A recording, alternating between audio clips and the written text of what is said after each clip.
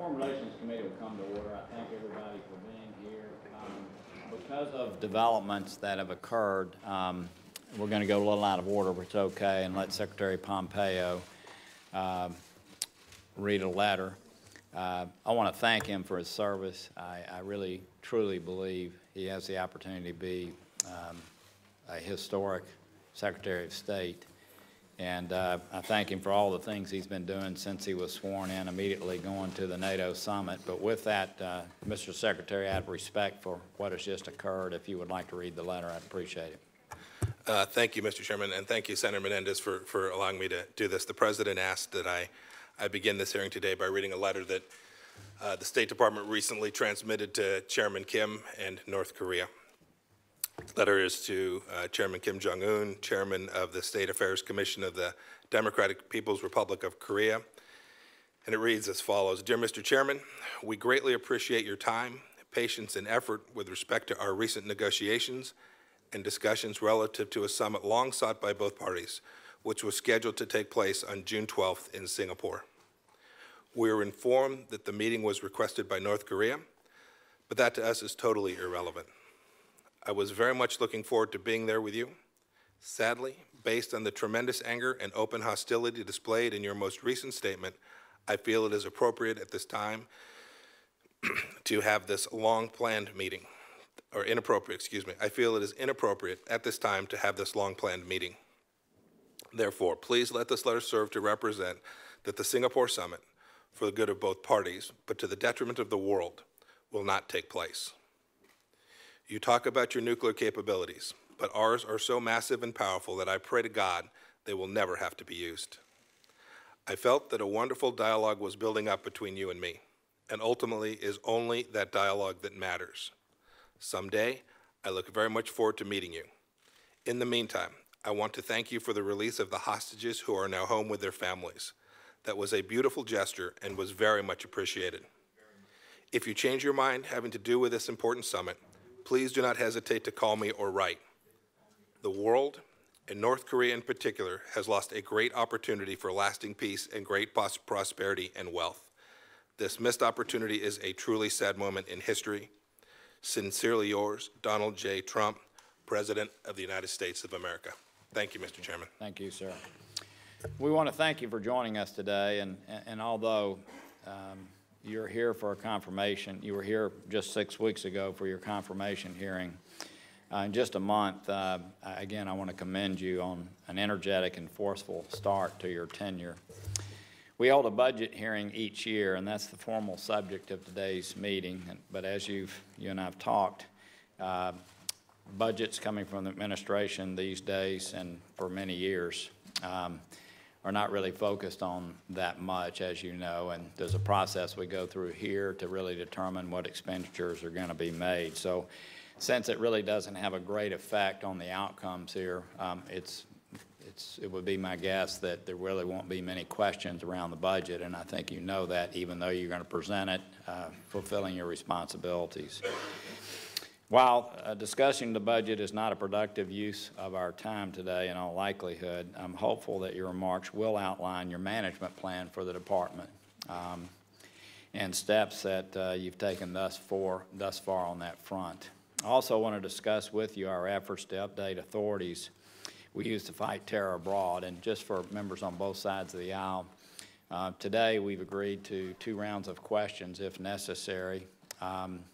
And we realize that they're having questions around the AUMF, and so I know many questions may focus on the AUMF we've been discussing in recent times. Our bipartisan legislation would replace the 2001 and 2002 AUMFs with updated AUMF against al-Qaeda, the Taliban, and the Islamic State in Iraq and Syria. It provides the administration the flexibility necessary to win this fight while strengthening the rightful and necessary role of Congress. And I believe it is the best chance we have to finally address this issue in a constructive way for the first time in almost 17 years. Since last June, our committee has held 4 public hearings, a classified briefing, and a number of meetings on authorizing the use of military force. We have heard testimony from legal scholars, policy experts, and secretaries of state and defense twice. During your confirmation hearing, you testified that you believe that we should update the AUMF and that you would welcome continuing to work with us towards that end. I know you've had experience working on this topic when you served in the House, and I appreciate your support for Congress's appropriate role with respect to this important issue. I also hope while you're here that you can speak to our strategy to get a new and better Iran deal now that we have withdrawn from the Joint Comprehensive Plan of Action. As you know, along with a majority of the colleagues on this committee, we staunchly oppose the JCPOA because it allowed Iran to maintain an enrichment capacity, and the limits on that enrichment capacity expired after only 10 or 15 years. While I'm disappointed, no doubt, that the Europeans were unable to reach an arrangement with the administration to address the serious flaws in the JCPOA, I'm hopeful that moving forward a new agreement that addresses Iran's nefarious nuclear and non-nuclear activities can be reached. With Iran's proxies performing well in the recent Iraqi and Lebanese elections, as well as Iran's rising threat to our partner Israel and Syria, transatlantic alignment in countering Iran comprehensively has never been more important. I know you share that belief and have spoken to that recently. So I'm eager to hear your thoughts on what can be done to build on the negotiations with the Europeans that preceded the decision to withdraw from the JCPOA. We thank you again for appearing before us. I thank you very much for accessibility and transparency, and look forward to your testimony. Thank you very much. And I'll turn to our distinguished ranking member and my friend, Senator Bob Menendez. Thank you, Mr. Chairman. Mr. Secretary, thank you for coming to the committee again and agreeing to 2 rounds of questions so we can discuss the budget, the administration's views on a new proposed AUMF, and other pressing issues. As you know, I strongly believe that frequent, open, and frank exchanges are critical for this body to conduct effective oversight and for informing the American people. And to that end, I appreciate our call of last week. Let me depart for a moment because since we started this hearing with current events, let me just remark on them briefly. The art of diplomacy is a lot harder than the art of the deal. The reality is that it's pretty amazing that the administration might be shocked that North Korea is acting as North Korea might very well normally act. And while we applaud robust diplomatic efforts to try to denuclearize the Korean Peninsula, many of us were deeply concerned that the lack of deep preparation that is necessary before such a summit is even agreed to was not taking place. And now we see the consequences of that. And I'm not sure that constantly quoting the Libya model is the diplomatic way to try to get to the results that we seek in North Korea, because that didn't work out too well for Gaddafi. So I look forward to having an opportunity, I'm sure other members will as well, to discuss that further. I was pleased to hear, Mr. Secretary, that at a recent town hall at the State Department, you said that we are, quote, we are fortunate that our President values and understands the power of diplomacy and knows that we must use every tool in the diplomatic toolkit. So surely, Mr. Secretary, I'm sure you can't be here to actually defend this budget, which runs completely counter to that very assertion, runs counter to the very goals and ideals that you championed in your confirmation hearing and those that the administration defined in its own national security strategy: robust diplomatic engagement, maintaining our position of global leadership, and the President's ambiguously defined political goal of putting America first. The budget that President Trump presented for promoting the foreign policy interests of the United States is instead stunningly irresponsible. In my view, it undermines our abilities to promote American foreign policy, it betrays our values, and it makes our citizens in the world less safe. Far from America first, it would leave America isolated and behind. I'm sure I don't need to tell you that you have inherited a department with a prevailing sense of plummeting morale, a core hollowed out of senior career diplomats whose expertise cannot be replaced overnight, one career ambassador left. So I completely support your efforts and will be a willing partner to fully staff the department with qualified, appropriate nominees. However, as we discussed, Mr. Secretary, some of the nominees who have been put forward are themselves the cause of delays. We have a responsible, transparent vetting process. Some of these nominees have failed to disclose not just campaign donations or organizational affiliations, but some have failed to disclose significant lawsuits of which they have been the subject. It's extremely important that every nominee be completely honest and straightforward with the committee. And with a significant number so far, this simply has not been the case. So I commend the initial steps you have taken to lift the hiring freeze and open positions to eligible family members, but I understand that some bureaus are still not hiring, and without a successfully operational agency, I don't know that we can possibly successfully promote our national security interests on behalf of all Americans. But we also cannot hope to secure our interests when our senior administration officials contradict one another in public, act impulsively, and offer more support to our adversaries than our allies. Senior members of the intelligence community, which included you until recently, continue to point to incontrovertible proof of Russia's interference in our 2016 elections. Yet the President refuses to even acknowledge their attack on our democracy. And the budget request includes a 63% decrease in funding to counter Russian aggression. The administration's national security strategy talks about the challenge of a revisionist China. Yet the President charges the United States Department of Commerce with saving Chinese jobs, while the budget request decreases funding for promoting American interests and alliances in East Asia and the Pacific by nearly 50%. In the Middle East, even as Iran's proxy fighters inch ever closer to the Israeli border from Syria and Lebanon, the budget proposes massive cuts for critical assistance throughout the region. And in the Western Hemisphere, while the President says combating drug trafficking and confronting the opioid epidemic are priorities, we have a derogatory, hateful, and racist set of tweets and confounding reports that your predecessor ignored warnings that rescinding TPS designations would leave the United States and our citizens more at risk, while the budget proposes cutting critical funding to Mexico and to counter narcotic and law enforcement operations.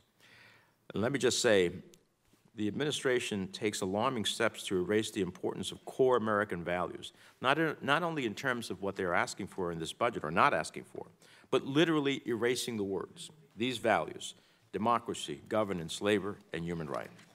And so, Mr. Secretary, as we've discussed, these are not merely ideals, they are critical enablers for our foreign policy success. Let me just close. I do hope to hear from you on the AUMF.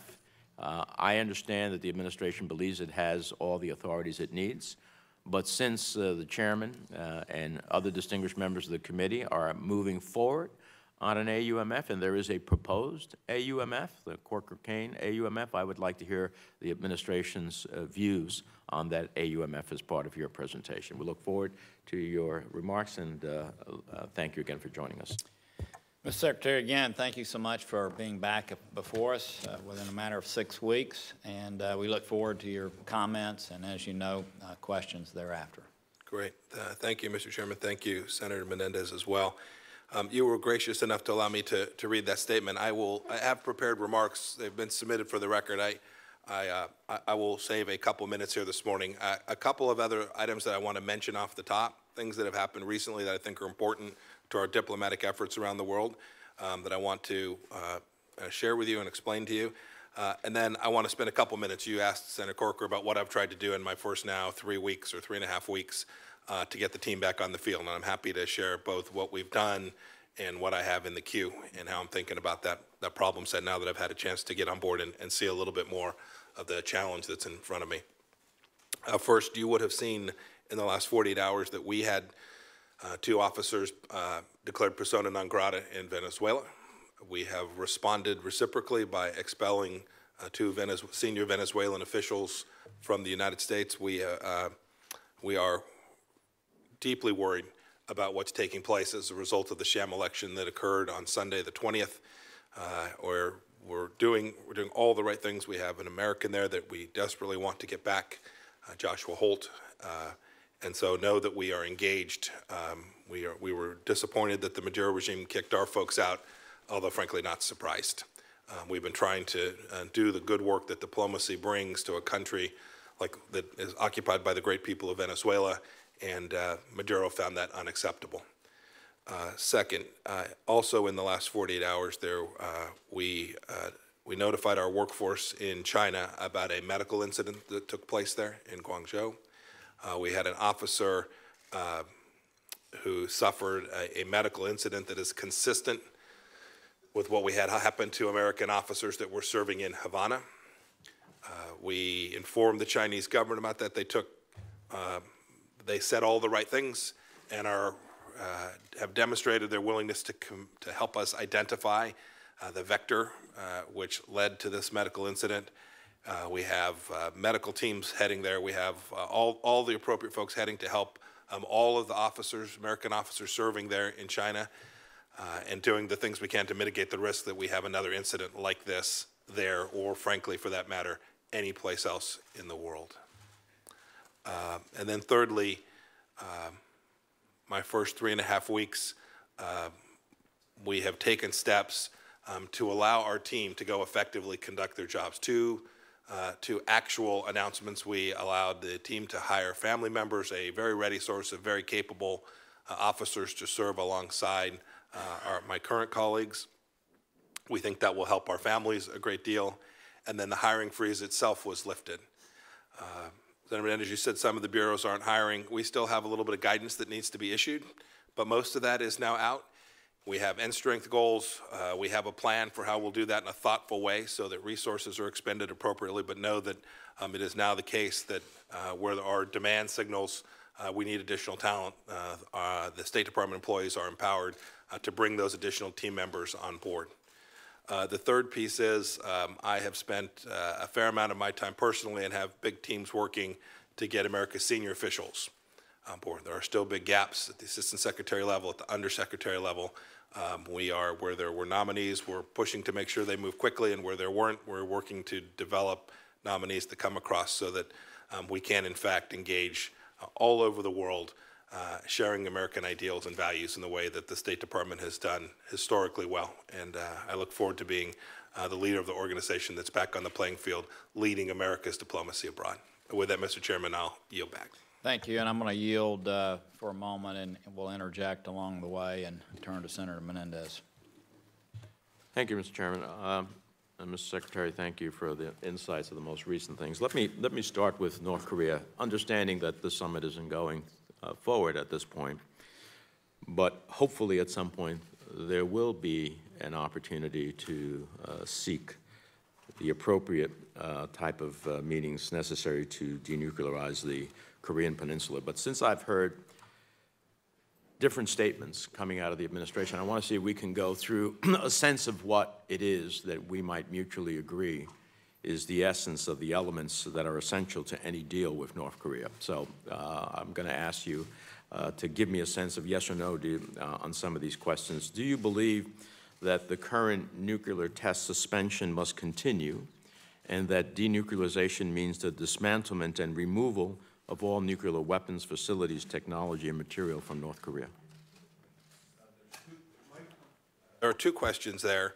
The second one is with respect to dismantlement. I think the answer to that is yes. We are looking for the complete dismantlement of their weapon systems, the delivery capability associated with that, and all of the elements of their program that would lead them to have material, enriched material, fissile material that could be used at some time to build out a weapon system. So, So I think the answer to that is yes, but I wanted to make sure I clarified. okay, I appreciate that. Do you believe that any deal must include an agreement that North Korea must end the production and enrichment of uranium and plutonium for military programs? Yes, but as we begin to head down this path, I have to tell you, I've had discussions with Chairman Kim personally. There have been other discussions. I am going to reserve some space for us to be able to conduct these discussions outside of the public sphere. I think that's important. I think it's important for our eventual ability to achieve the outcomes that I think everyone in this room hopes we can achieve. Well, I certainly want to give you negotiating space, but I at least want to understand, as a committee responsible for oversight, what is our standards that we're going into? That's what I'm trying to determine. What's the standards that sir, we're I going think we've into? made very clear what our objectives are. Okay, so let me ask you then further, would a deal have to include an agreement that North Korea must permanently dismantle and disable its nuclear weapons infrastructure, including test sites, all nuclear weapons research and development facilities, particularly with respect to advanced centrifuges and nuclear weapons enrichment and reprocessing facilities? That is certainly our objective, Senator. Would any deal have to include agreement that North Korea put forward a full, complete, and verifiable declaration of all its nuclear activities? Yes, I only wish the Iranians had done so. Would any deal include robust restrictions to assure that nuclear material technology and expertise are not exported? Sir, we have a deep aim, wholly apart from denuclearization of the North Korean peninsula, and a lot of work underway to ensure that proliferation does not occur. Does any deal have to include an agreement that North Korea continue its current ballistic missile test suspension, including any space launches, and that any agreement must include the dismantlement of all ballistic missiles and a prohibition on all ballistic missile development? So I think I said this in my confirmation hearing. I'm happy to reiterate it. It is the case that is our objective, and I shared this with Chairman Kim when I met with him as well, that the missile program is a central component of their capacity to hold America at risk, and that is our aim, that is part of this agreement that we would reach, that they would no longer possess the capacity to achieve those kinds of launches that I think you're speaking to in your question. And to be truly, completely verifiable and irreversible, any agreement with North Korea should be permanent in nature with no sunsets on its provisions? Yes, sir. Okay. Well, those are all very helpful for understanding the standards of what we're trying to achieve. Let me ask you,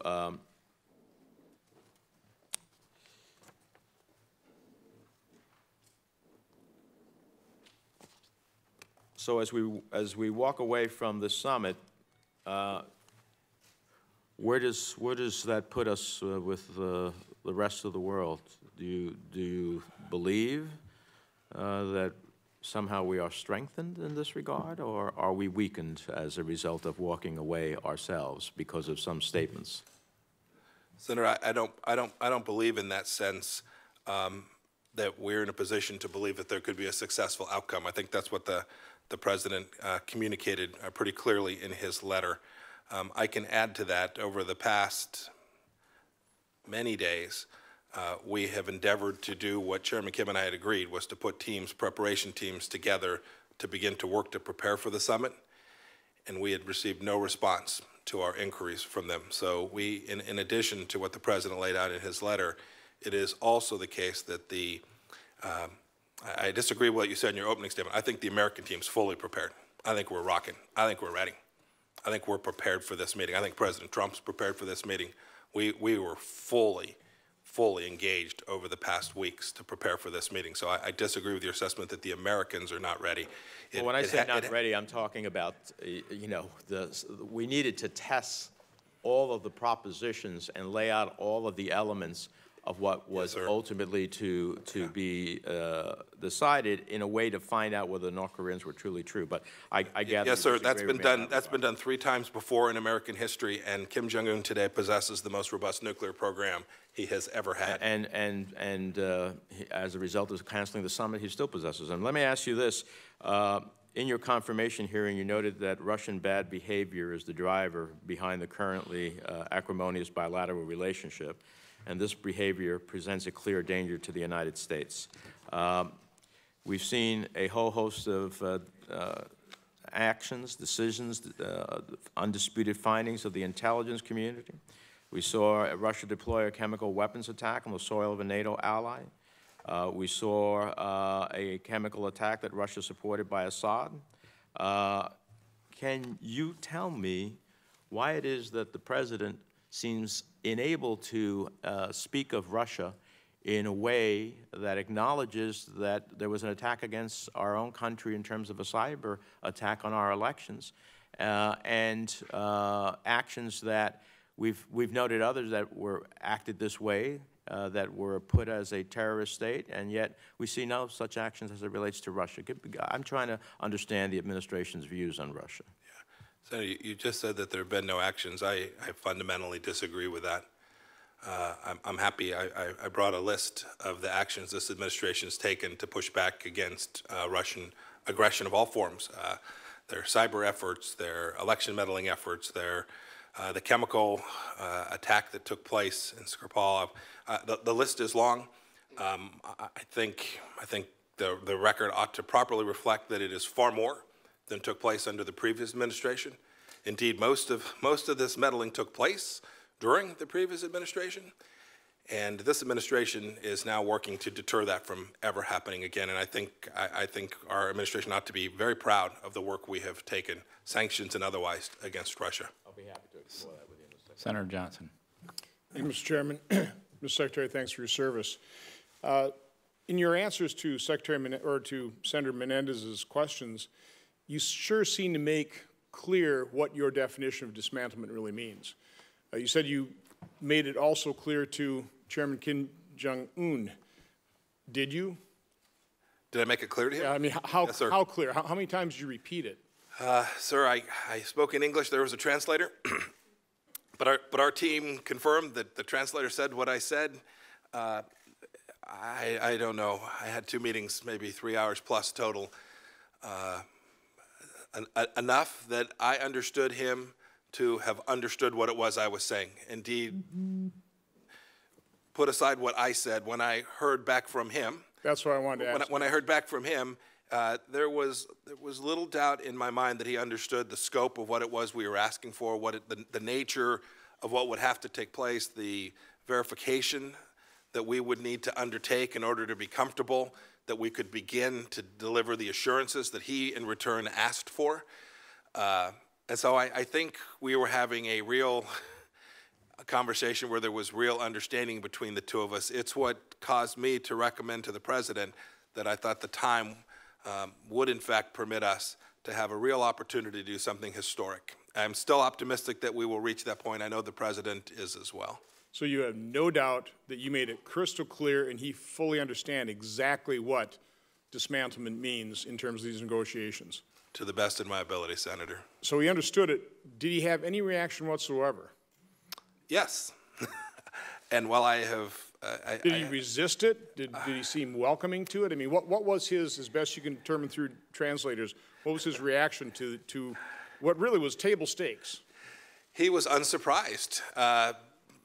There would be no surprise what Secretary Pompeo's brief was going to be when he walked into that room. We'd made this abundantly clear through multiple channels over months of this administration. So there was no surprise. It was the conversation revolved around how it is we would achieve that, what the mechanisms might be to begin to achieve that, and how the United States would demonstrate in return that we were committed to the assurances that we were prepared to provide to him. So you'd say he basically accepted those terms of a negotiation, that what he knew the U.S. side would be pressing for was that your definition of dismantlement?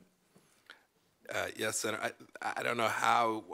Yes, I believe that's right. I don't know how you would read the administration statements over the past months and then have the Secretary of State walk in and repeat them and not at least understand. Be careful. Yes, I think the answer is yes. Okay, so with that understanding, he still released 3 hostages. Yes, that's correct.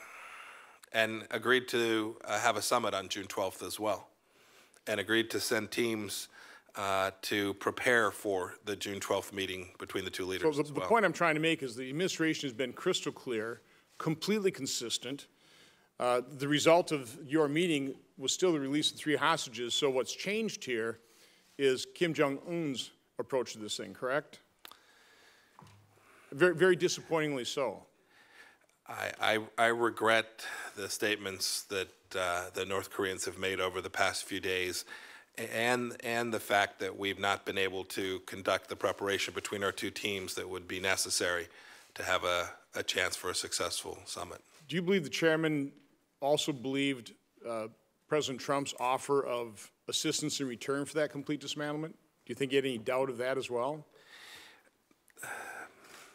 Senator, my wife always reminds me I should be careful about knowing what's in someone else's mind. Mine too. Yeah, I'm just trying to get your understanding of how those talks Yes, went.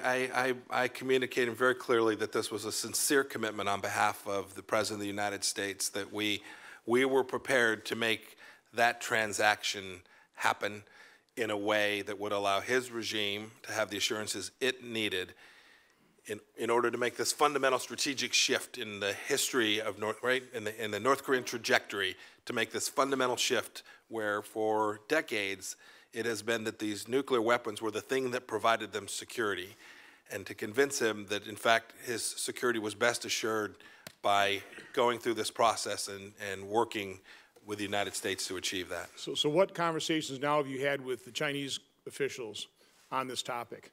Are you convinced that they are going to continue to cooperate and maintain those sanctions, which is the only thing that is going to bring Kim Jong-un to that negotiating table in good faith to actually agree to dismantlement in exchange for all the benefits to his economy and his people?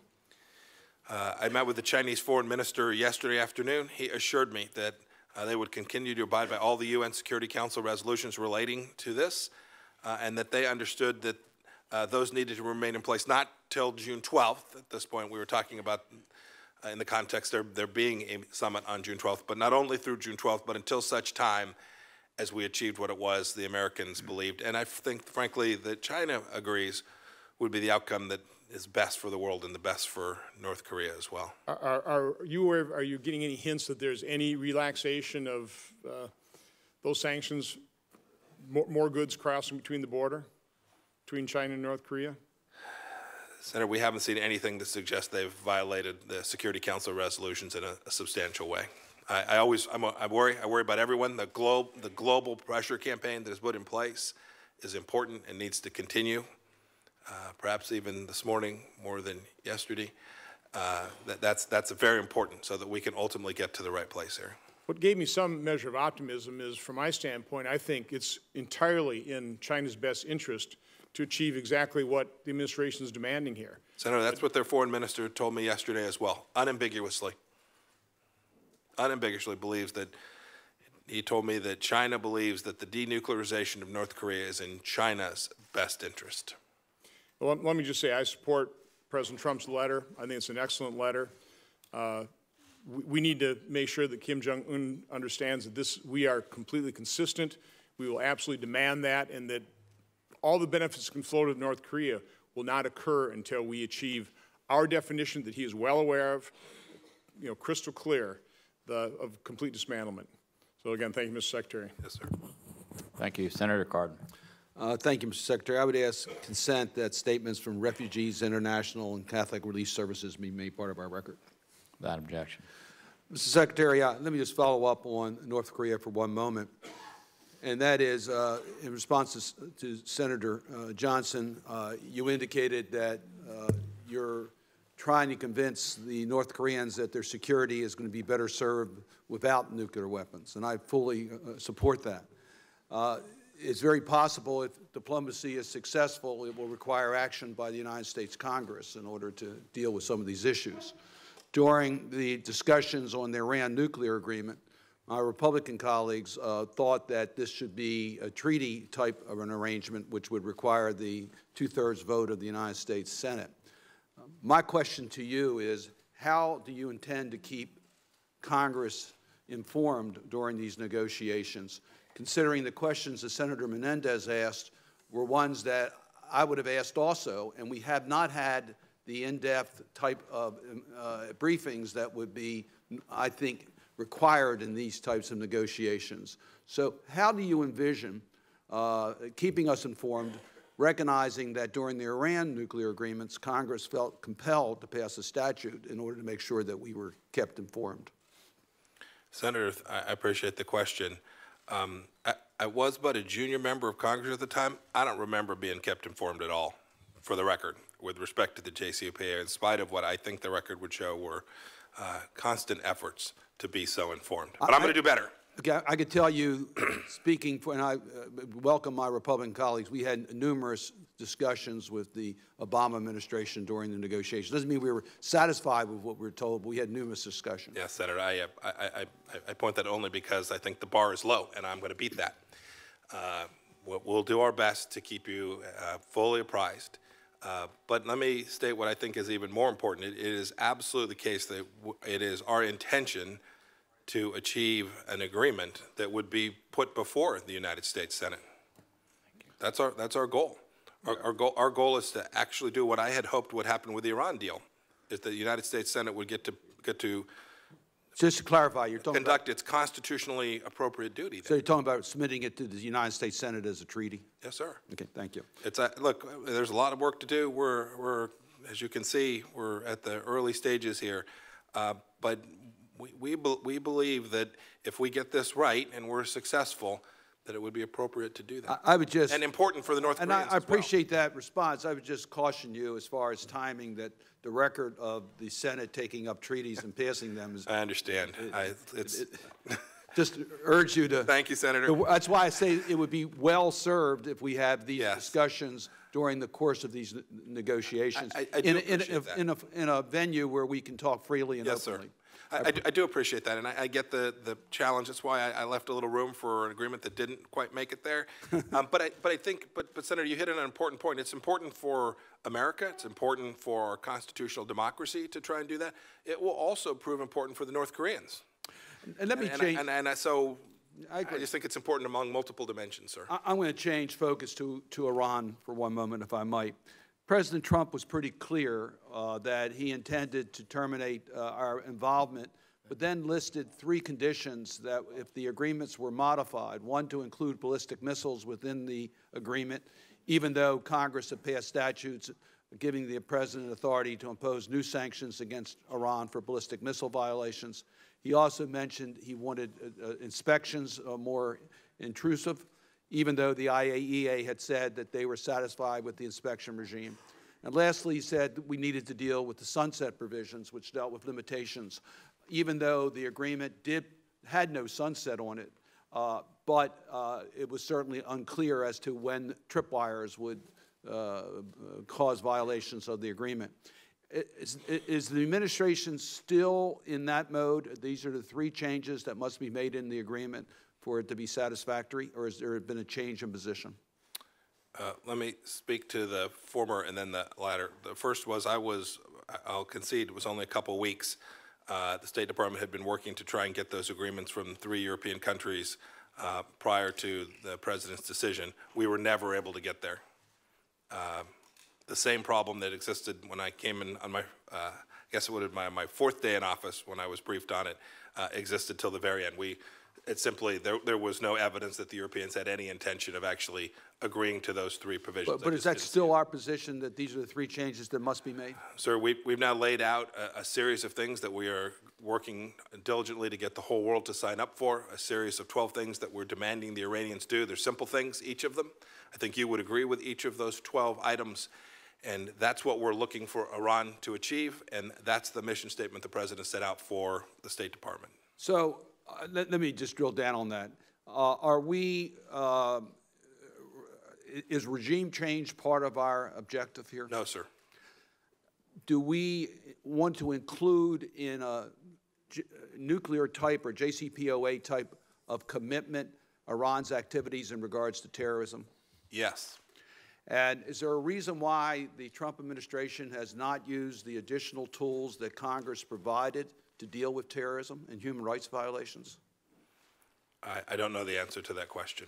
Is there a reason why we haven't engaged the Europeans, which have offered to join us in these matters prior to us pulling out of the Iran agreement, where now we do not have their attention? Senator, I have to be honest with you. The Europeans have told us it's true that they're prepared to engage on missiles, and for 3 years, right, JCPOA, almost 3 years, did nothing. Nothing. I agree. Second, I'll give you a second. Terror. They've talked about agreeing to things on terror. They said they would do it. What happened? This is my judgment. What happened is, and you saw this yesterday. The Iranians made an announcement. I don't know that you saw this. They said, if the Europeans do anything on missiles, we'll withdraw from the JCPOA. I saw this is what happened. The Iranians viewed this JCPOA as not just nuclear. That's important. That's very important, Senator. The question I'm trying to get answered is that we gave you additional tools to deal with these areas. They have not been used. And the Europeans, you had their attention because they did not want the United States to pull out of the nuclear agreement. Now we don't have their attention because they're worrying as to whether there are going to be sanctions imposed against companies located in their country. So I'm not sure what the strategy is now in regards to going after them for their terrorist activities and their human rights violations and ballistic missile violations. The strategy is to develop a global consensus that says that we are simply asking the Iranian regime to do what we ask every other country to do, behave like a normal nation. Thank you, Mr. Chairman. Senator Gardner. Thank you, Mr. Chairman. Mr. Secretary, thank you very much for your time and testimony and the work that you have been able to carry out over the brief tenure you've had there at the State Department. Congratulations on bringing home 3 Americans and the work that was taking place to lead to this summit on June 12th. I think Kim Jong-un has walked away from a historic opportunity for peace and should be held accountable for his decision. In the internal debate that must be taking place within Kim Jong-un's mind between Kim the propagandist and Kim the peacemaker, it's clear that Kim the propagandist prevailed internally and that the peace lost out to that propaganda. I believe President Trump acted with eyes wide open throughout this entire process, knowing at any point he would have the choice of continuing with a summit or walking away from it should denuclearization not be on the agenda, or at least not be something that Kim Jong-un was willing to entertain at that moment. He made the right choice because clearly in the past weeks we've seen Kim Jong-un walk away from what seemed to be a commitment toward denuclearization. It is the policy of the United States, and I think this answers some of the questions that have been asked already on this panel. When this body passed and President Obama signed into law the North Korea Policy Sanctions Enhancement Act, it clearly lays out under U.S. law when sanctions against North Korea can be terminated. Section 402 of that act, termination of sanctions and other measures. Any sanction or other measure required under Title I, II, or III may only be lifted when the President determines and certifies to the appropriate congressional committee that the government of North Korea has met the requirements set forth of complete, verifiable, irreversible denuclearization. It goes on and on and on. So we've already put into law what we expect of North Korea, and that sanctions, maximum pressure, cannot be lifted until these conditions under U.S. law have been met. Mr. Secretary, is it your opinion that this decision by Kim Jong-un is a result of a weak leader who lacks the internal support to go forward with a meeting on denuclearization, or was this just poor negotiating strategies by Kim Jong-un? I don't think it's the former. I don't think it's a weak leader. In fact, he has demonstrated an enormous capacity to lead his country and his team. So I don't think that's it.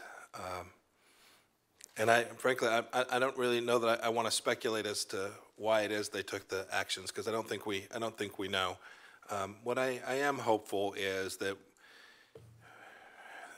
that we can continue to have conversations and put this back on track so that we can get to a place where we can achieve the outcome. I think it's worth. We talk a lot about summits and deals and the like. It's not about the deal. It's about the outcome, right? It's about achieving this permanent physical change and transformation that will have the opportunity to change the world. And it is a corollary to that is a fundamental change in North Korea that would lead North Korea to have this opportunity for prosperity and good things, all the things that their neighbors to the south have. There will have to be a deal to get us to that point, but we shouldn't spend all our time thinking about the deal without focusing on where you began your question, Senator, which is here's what this needs to look like in order to do what President has said, to keep Americans safe from the threat that North Korea presents today. Thank you, Mr. Secretary. And I think that I hope the North Korean people will know what Kim Jong-un walked away from and what he should walk back to, and that is this opportunity for peace and prosperity on the peninsula, the entire peninsula, as they look to the south and see the opportunities that they could have if they rejoined the global community of responsible nations. With this decision, though, is it the determination of the State Department, the commitment of the President to again continue the full implementation of the maximum pressure doctrine? Yes. Does Congress need to take additional steps, including perhaps a full economic embargo of North Korea? I do think we should. I think Congress and the executive branch should work together to do everything we can to continue. I don't believe it ever ended, but to continue the campaign, which I'm hopeful will lead to the good outcome that we've described here this morning. And so in addition to that economic embargo on North Korea, that we must continue to pursue any enablers who wish to help violate sanctions or help North Korea violate those sanctions. Yes, sir, that's correct. Thank you. Mr. Secretary, turning to the issue of Taiwan quickly, Burkina Faso has announced a decision this morning, I believe, that it would no longer recognize Taiwan. The World Health Assembly meeting has again excluded Taiwan. Senator Markey and I have introduced legislation to make it the policy of this country that we will pursue involvement of Taiwan in international organizations and pursue high-level visitation by the United States. The Asia Reassurance Initiative Act, which you and I have talked about at length, reiterates our important relationship with Taiwan and our full support of Taiwan, and that we continue around the globe to build support for Taiwan and their acceptance and involvement in international organizations. What is your sense of what is happening and how we can pursue such a policy with Taiwan? I think your point about you and Senator Markey working together demonstrates the long history of a consistent U.S. policy with respect to Taiwan over multiple administrations from both parties. That hasn't changed under President Trump. The same one China policy, along with the 3 communiques, is still American policy. I'm very aware of the Taiwan Relations Act, which was passed during this administration. I don't see that there's been any change there in those commitments. Thank you. And as it relates to China and South China Sea activities, Mr. Secretary, could you talk a little bit about the administration's actions as it relates to China's further militarization?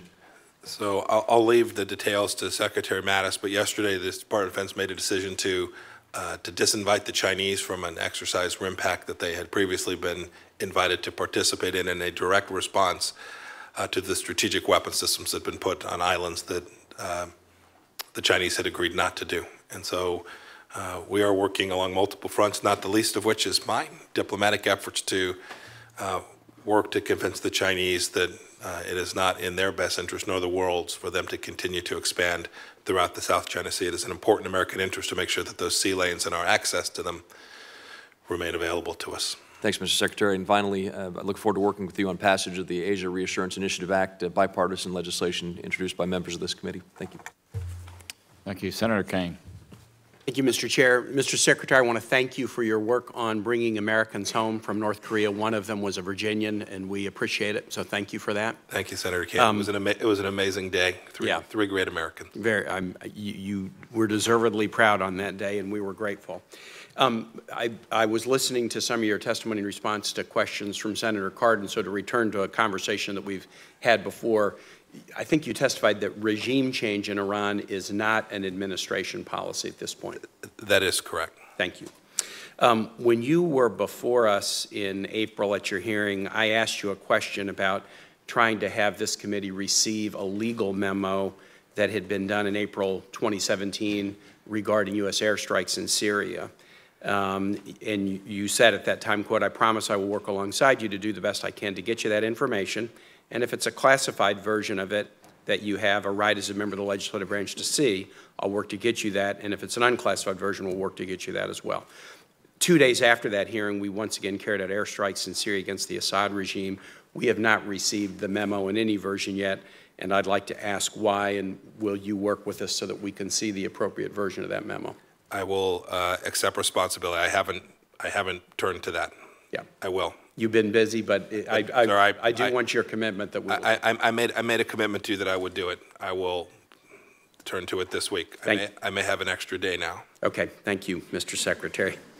I want to ask you about something you said in your opening. You were talking in your opening about the recently reported instance of an American serving in Guangzhou who was hit by what appeared to be a sonic attack. You spoke yesterday and said it bore signs that were very similar to those that were inflicted upon Americans serving in Cuba. Now, the Cuban situation has been very significantly studied, including by a medical team at the University of Pennsylvania.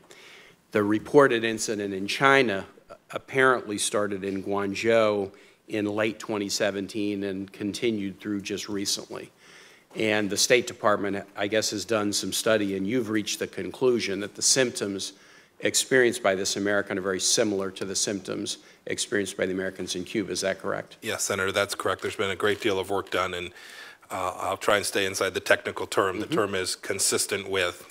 That is, the symptoms are very, very similar. That may be a mic term and not a medical term, but very, very consistent with. So here's a significant concern. When these things were happening in Cuba, we were speculating about what was going on, and the speculations were pretty naturally, is it the Cuban government that's doing it? Is it a rogue element in the Cuban government that's doing it, maybe to try to upset a bromance between Cuba and the United States? Or is it some third party, a foreign government, possibly Russia, that's trying to do it, maybe to achieve the same thing? Now that something very similar has happened in China, the question about motivation and attribution gets much more complicated. We have been talking about this on the Armed Services Committee as well, and I know there's been an FBI investigation as well. States got part of this. The DOD is looking at this. The FBI is looking at it. You've had medical teams from the University of Pennsylvania looking at it. Who is in charge in the administration of trying to figure out, A, what's going on, who's behind it, and what advice should be given to Congress, or what we should be doing to counter it? Because it seems like there's a lot of cooks right now. Senator, that's a very good question. Opening up a second venue where we have consistent, I don't want to overstate I don't want to overstate the nature of that. They could be separate, independent activities. It's possible. But knowing what we know now, this has really changed. It's gone from a localized incident to one that is much broader. And now the question is where all might we see this? I think those are reasonable questions to ask. So the State Department will lead the effort. Because it's an overseas security issue, the State Department will lead the effort, but you should know we will lead that effort. My deputy will be in charge of the team. Deputy Secretary Sullivan will run the team, and we will have it soup to nuts, if you will. We will have it from what was the vector that led to it. There will be folks from the Department of Energy trying to do work to figure out what could lead to these symptoms. There'll be multiple agencies involved, but the responsibility ultimately will fall to the State Department to lead this effort to resolve this and to protect our officers serving overseas. And two, if it's the case this was a bad behavior, it's something that was intentionally done by someone, there will be others do a lot of that work, but the State Department will lead the effort to identify. Sitting here today, Mr. Secretary, are you aware of U.S. diplomatic personnel in any countries other than Cuba and China who have experienced attacks of this kind? No, sir. Well, I think this matter is really critical. I just came from a closed briefing of the classified portion of the NDAA annex, and without getting into what was said there, this was part of the discussion, and I asked the same question there. Actually, I'm not sure I asked it. It might have been Senator McCaskill. Who's in charge of this? If we've got Did we get the same answer? Basically, they didn't say you were in charge of it. They didn't say who was in charge of it. I'm glad you said somebody's in charge of it, and it's going to be the State Department because it is very critical. But the ability to inflict damage upon U.S. personnel who are out patriotically serving their country in a way that is sort of hard to attribute and hard to measure should really, really scare us. And again, happening in one country leads to a set of hypotheses you got to run down. But now happening in a second country really raises the stakes, I think, in terms of trying to get to the bottom of it. And I would hope, Mr. Chair, that as the State Department investigation into this continues, that in an appropriate setting we would be briefed upon this, because I think it would have some significant bearing upon all kinds of decisions we might need to make as a Foreign Relations Committee. I don't have any other questions. Senator, I'm completely prepared to do that. I'm prepared to do the piece that we can do in this forum, and I'm prepared to provide you information in classified settings as we continue to develop what it is we know. Thank you. Thank you, Mr. Chair. Thank you. Senator Young. Mr. Secretary, welcome. Good to have you here. Let me start with Afghanistan. I support the goal of ensuring that Afghanistan is never again used as a launching pad for terrorist attacks like those we saw on 9/11. I know you support that objective as well. I also support making sure that we're constantly assessing our progress there and frankly, revisiting our objectives as well. And so this morning, as you're likely aware, the Special Inspector General for Afghanistan Reconstruction published a report on stabilization efforts in Afghanistan. And the report looks at 17 years of reconstruction efforts there. They identify 7 key findings, 10 lessons, 11 actions that can be taken to increase the likelihood of success in future stabilization missions. My sense is, I know how busy you are. It will take some time, I suspect, to digest the findings and so forth. I only ask that you review this and provide a written response to this committee by the 1st of October on what actions the State Department plans to take and not take in response to this report. Can I get your agreement? You can, sir. I've seen the recommendations. We have a team. It is it's a report that is very sobering. Okay. So by October. Yes, you have my commitment. Yes. All right. Thank you so much. Yeah. I'd like to pivot to China's predatory economic policies. In your prepared testimony, you referenced the national security strategy, and a couple of pillars of that strategy relate to promoting American prosperity and preserving peace through strength. I know you'll agree that these are related pillars, and there's a lot of overlap there. Our economic competitiveness impacts our prosperity, but also our national security. I chaired a Senate Foreign Relations Subcommittee hearing on May 9th pertaining to predatory international economic practices. We heard from 3 thoughtful witnesses and discussed China's troubling use of forced technology transfer, intellectual property theft, denial of access to Chinese markets, state-owned enterprises, and related topics. I hear from Hoosiers at home about this topic all the time, typically about the economic implications, but as you know, there are major national security implications associated with this. The national security strategy says the Trump administration will no longer tolerate economic aggression. And I just want to know whether you agree that for us to have an effective response to these ongoing practices of the state capitalist model, it's going to require a multilateral approach, a strategic approach, and one that is understood not just by those in the administration, but also those of us here in Congress. To that end,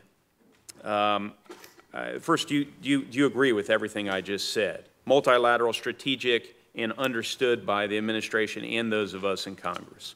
I do. Okay. Well, based on that common understanding and of the nature of the threat and a consensus about sort of generally what needs to be done moving forward, I introduced legislation, along with Senators Merkley, Rubio, and Coons, the National Economic Security Strategy Act of 2018, S-2757. And so I'll just say I would hope that your team could review this legislation. I look forward to working with you and your team moving forward to see if we can advance this important legislation. This would create a written strategy analogous to the national security strategy to deal with predatory international economic practices, whether they emanate from China or other countries. So look forward to working on that with you moving forward. In my remaining time, I just want to emphasize what we're here in part to discuss, which is the international affairs budget funding. I know you agree that today's national security challenges require the U.S. to utilize our full range of non-military tools to keep us safe and secure and to advance our values and interests. I know you also agree that diplomacy and development can help avert conflict, shorten its duration, prevent its return, and frankly keep our men and women off of the battlefield wherever possible. So I helped lead a bipartisan letter to the Appropriations Committee last month. I was encouraged that 42 senators signed on to it. They don't typically do that as it relates to State Department funding, but there is a growing sense here in this body. I know that we need robust funding for FY19. And I just, here again, look forward to working with you and your team to do whatever we can to ensure that the State Department gets that funding moving forward. Mr. Chairman, I request unanimous consent to enter this letter into the Without record. objection. Thank you. Okay. So I just want to encourage you, and I will join the others in congratulating you and the administration for the recent prisoner release. That was a great early morning for our country. Yeah, well done. Yes, sir. Thank you. I yield back. Thank you. Senator Shaheen. Thank you, Mr. Chairman, and Mr. Secretary, thank you for being here. And let me begin by thanking you for lifting the hiring freeze at the State Department and moving to address some of the morale issues there.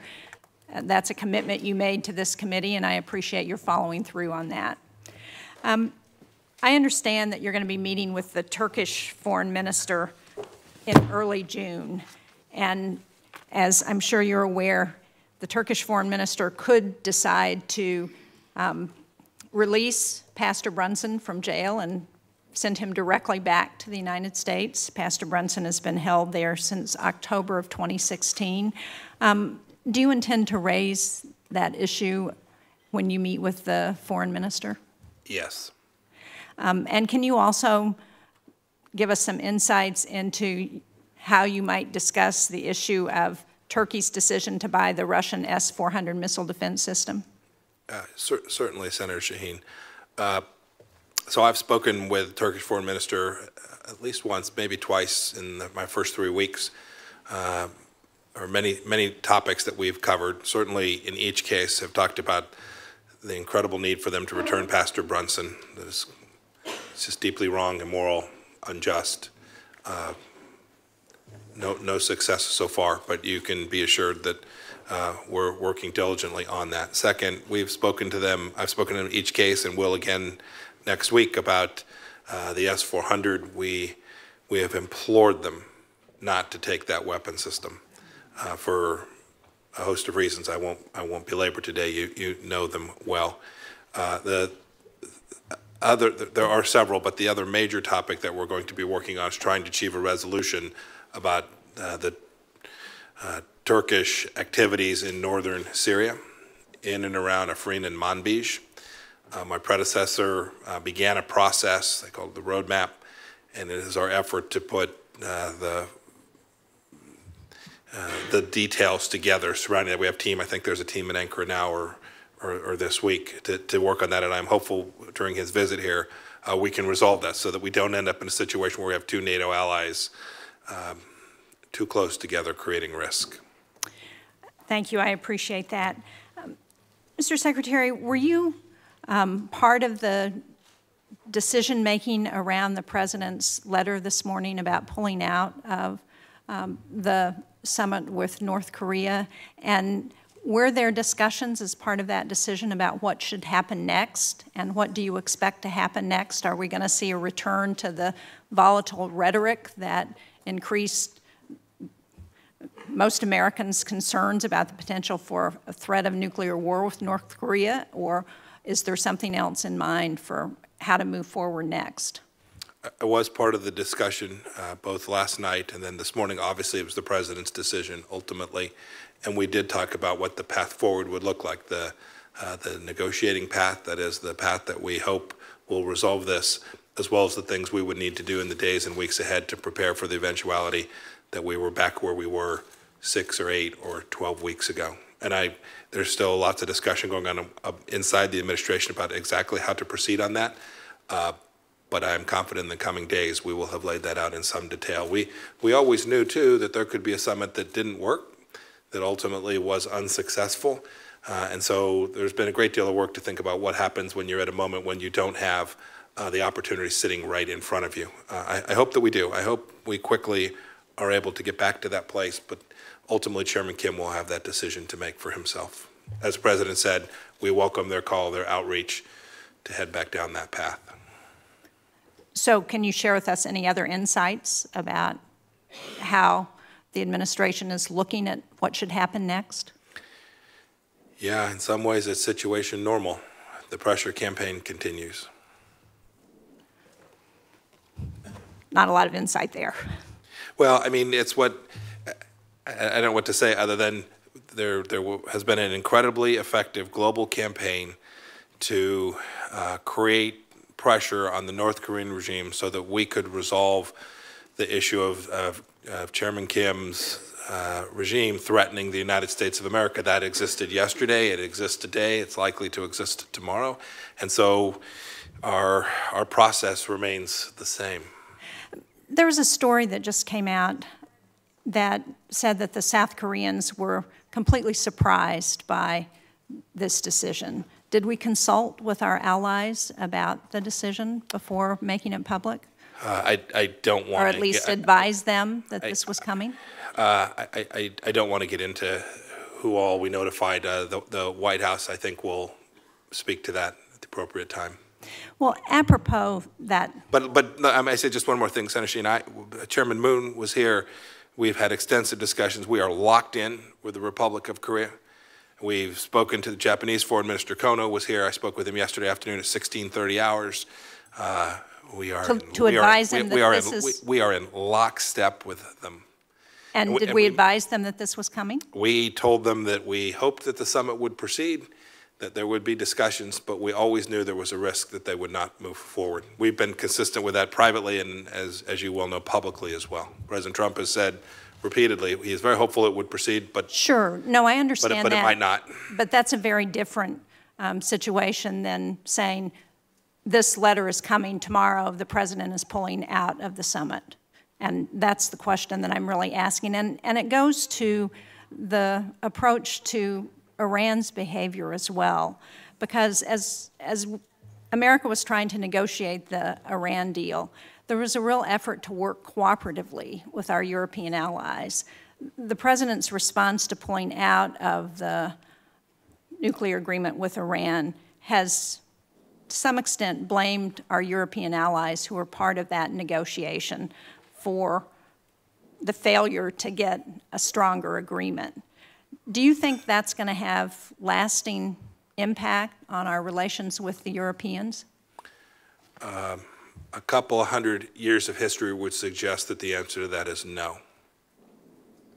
So we're moving forward with them on a united front for how to approach Iran? I think throughout history there have been differences between not only Europe and the United States, but individual European countries amongst themselves. This is no exception. They are in a different place. They've stated publicly their intent to work to try and remain inside of the JCPOA framework. When I saw Foreign Minister Moss on Wednesday, I think it was yesterday of this week, he indicated that that was continued the policy. I explained to him why I thought this makes sense. I urged him to acknowledge that the Iranians are launching missiles into Riyadh, and there's a German going to get killed. And one ought to think that that should be a condition that would be unacceptable to the people of Germany. And I'm hopeful that they will join us to push back against what we would ask from Iceland.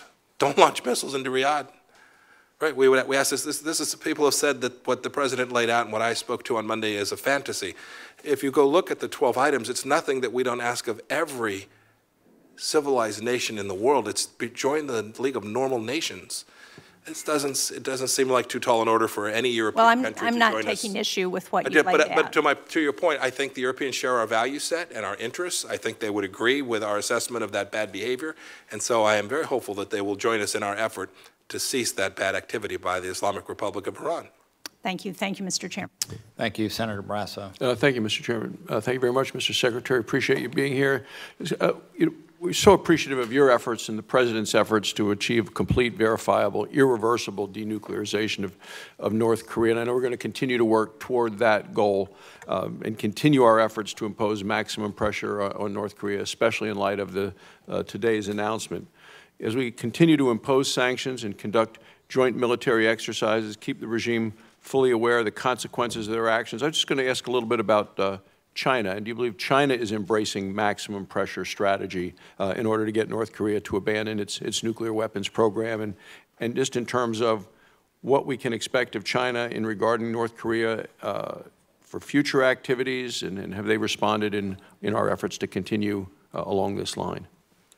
So I haven't spoken to them since this letter was released, but I did speak to them as recently as yesterday afternoon, and they made every commitment that they were prepared to continue in the way that they have. And we should give the Chinese full credit for what they've done. It is historic.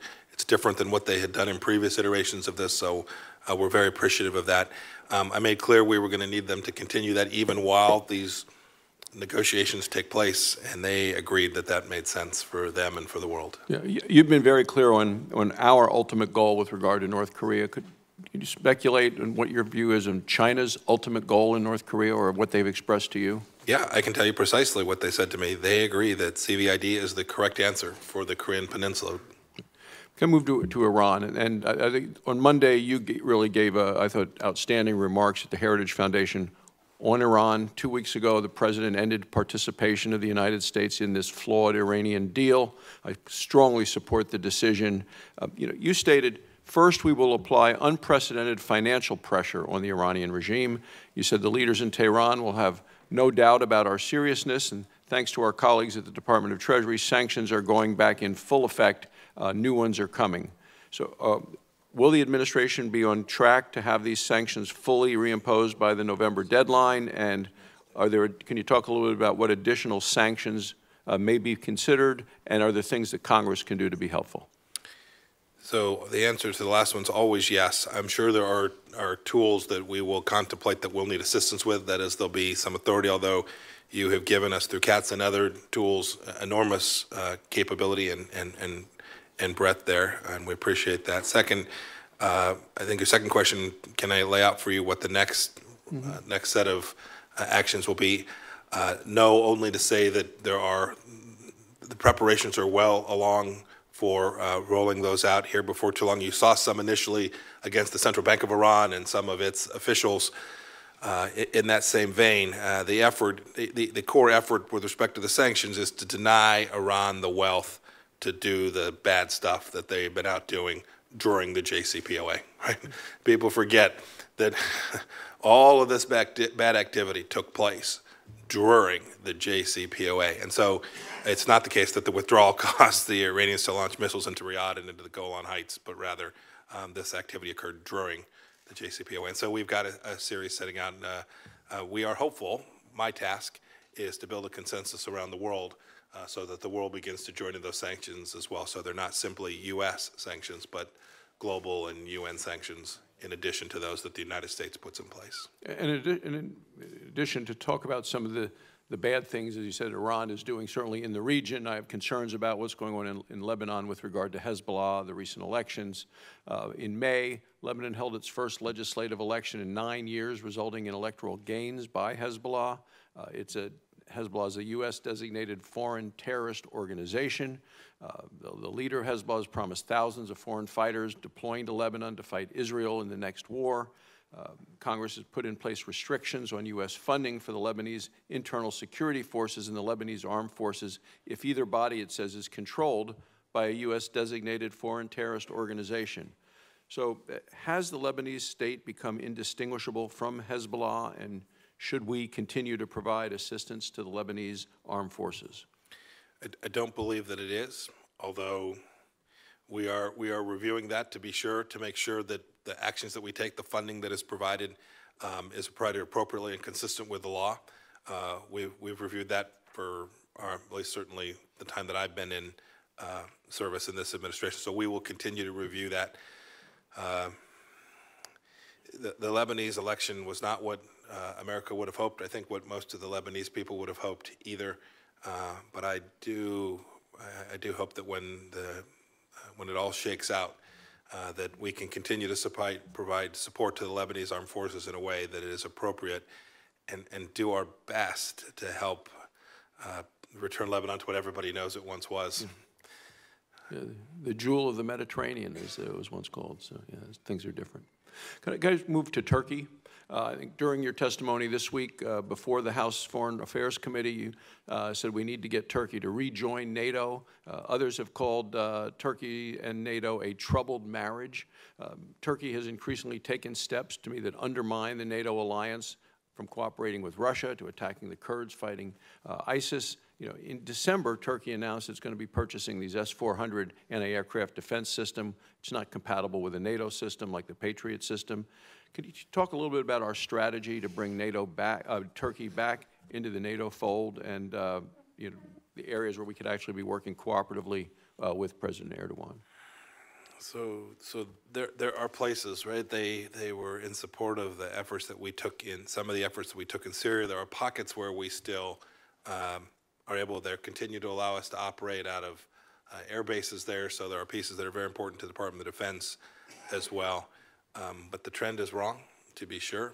Their actual possession of the S-400 causes multiple levels of challenges between us and between Turkey and NATO. We are pressing diplomatically to make clear we're trying to offer them alternatives as well. We're trying to provide for what our legitimate defense needs, to assist them with legitimate defense needs as well. We're trying to do the things that will encourage them to come back. If I said rejoin NATO yesterday, I may have misspoken. They're obviously still a member of NATO. I hope that their actions will prove to be more consistent with what it is NATO's primary objectives are. Because the whole question about their request to buy 100, I think, F-35s, and how that would stand, if it's taking us in the wrong direction, and or if it's a way to bring them back in. It is still very much a live issue, the Turks' capacity to have access to the F-35. Thank you, Mr. Secretary. Thank you, Mr. Chairman. Thank you, Senator Booker. Senator Coons. Thank you, Chairman Corker, Ranking Member Menendez, Secretary Pompeo. It's good to be with you again. Thank you for your service as Secretary. I want to commend your recent decision to lift the ill-considered State Department hiring freeze and congratulate you on securing the release of 3 American detainees from North Korea. Although I recognize you didn't craft the State Department budget for FY19, I'll just second the terrific comments by Ranking Member Menendez, who offered a detailed criticism of how it undermines our values and our security. I am frustrated that the administration ignored the bipartisan, bicameral will of Congress and submitted again a budget request that would cut by 30% much of the State Department and AID activity that I think would weaken our global standing and reverse bipartisan progress. Today I want to focus not just on that budget request, but on some important foreign policy issues challenging us. And I also want to make sure I thank you for your strong endorsement in your written testimony today and in your spoken testimony before House Foreign Affairs of the BUILD Act, a genuinely bipartisan bill that I think could help us step up around the world to crowd in American private capital and to confront the challenge of China's mercantile activity in the developing world. I think that is a promising bipartisan initiative. And I want to make sure we work together to use that to strengthen international development and advance our foreign policy interests. Let me ask you about Ebola, if I might. In 2014, I visited Liberia and saw the devastation of an epidemic that cost over 11,000 lives before it was finally halted at a cost of more than $5 billion to the United States. Thousands of volunteers and government employees were deployed. Folks went there because of their strengths and skills in medicine and nursing, their religious faith from across a wide range of groups and countries. But in the end, American action in Liberia was key to turning the tide and to restoring some semblance of health and stability to Liberia. And I think in many ways that response represented the best of American leadership. But today I'm concerned. The president is considering rescinding funds to fight the new Ebola outbreak in the DRC. There are cases in a city of over 1 million people that have alarmed, I think, many of us who were involved in the response in 2014. Reportedly, the president's close to closing part of the NSC designed to help lead U.S. and international responses to pandemics and cutting funding, as I mentioned in the budget, for global health security. Do you agree with these steps? Do you think this is a responsible response, including the rescissions to Ebola funding? Senator, thanks for the question. It's an important issue. We're watching closely. I think the good news with respect to the situation at DRC is I think we're further out in front than we were last time.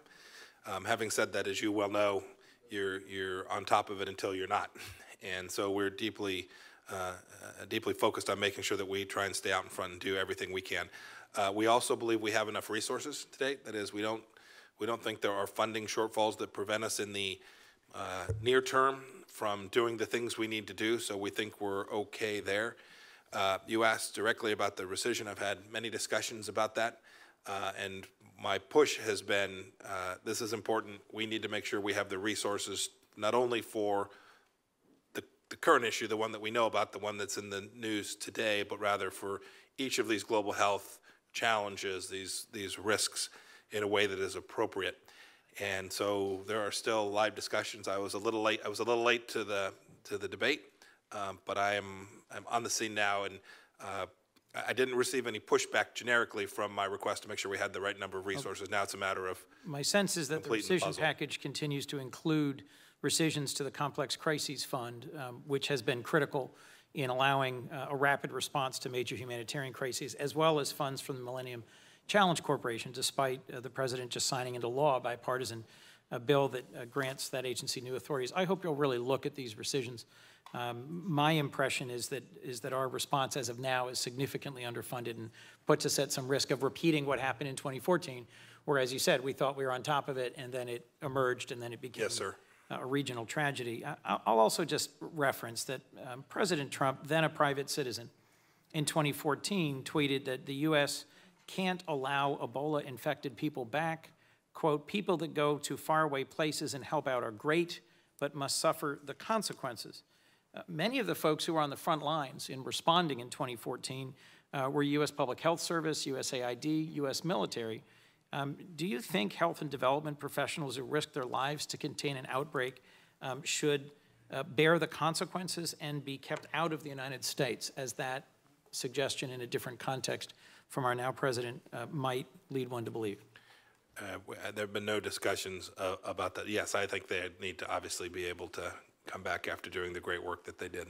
I would hope we could work together to ensure that anybody who deploys is certain that they can safely return home.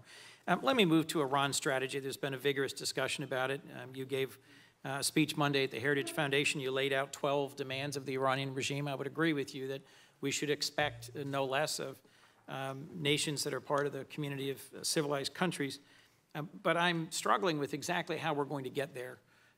This is an ambitious agenda, and other than threats to impose secondary sanctions that I'm concerned will distance us from our European allies, I'm wondering about how exactly we're going to push back on Iran in Syria, push back on Iran in other places in the region, in Yemen. One of the lines of effort you mentioned included supporting the Iranian people, which I was intrigued by. Are you advocating that President Trump remove Iran from the list of countries whose citizens can't come to the United States through the travel ban? And help me with whether the Trump administration visa policy is consistent with outreach to the Iranian people. So there are many pieces of this that I will concede we still have work to do to figure out. I would say that more broadly, that set of policies is under review to try and make sure we get that right.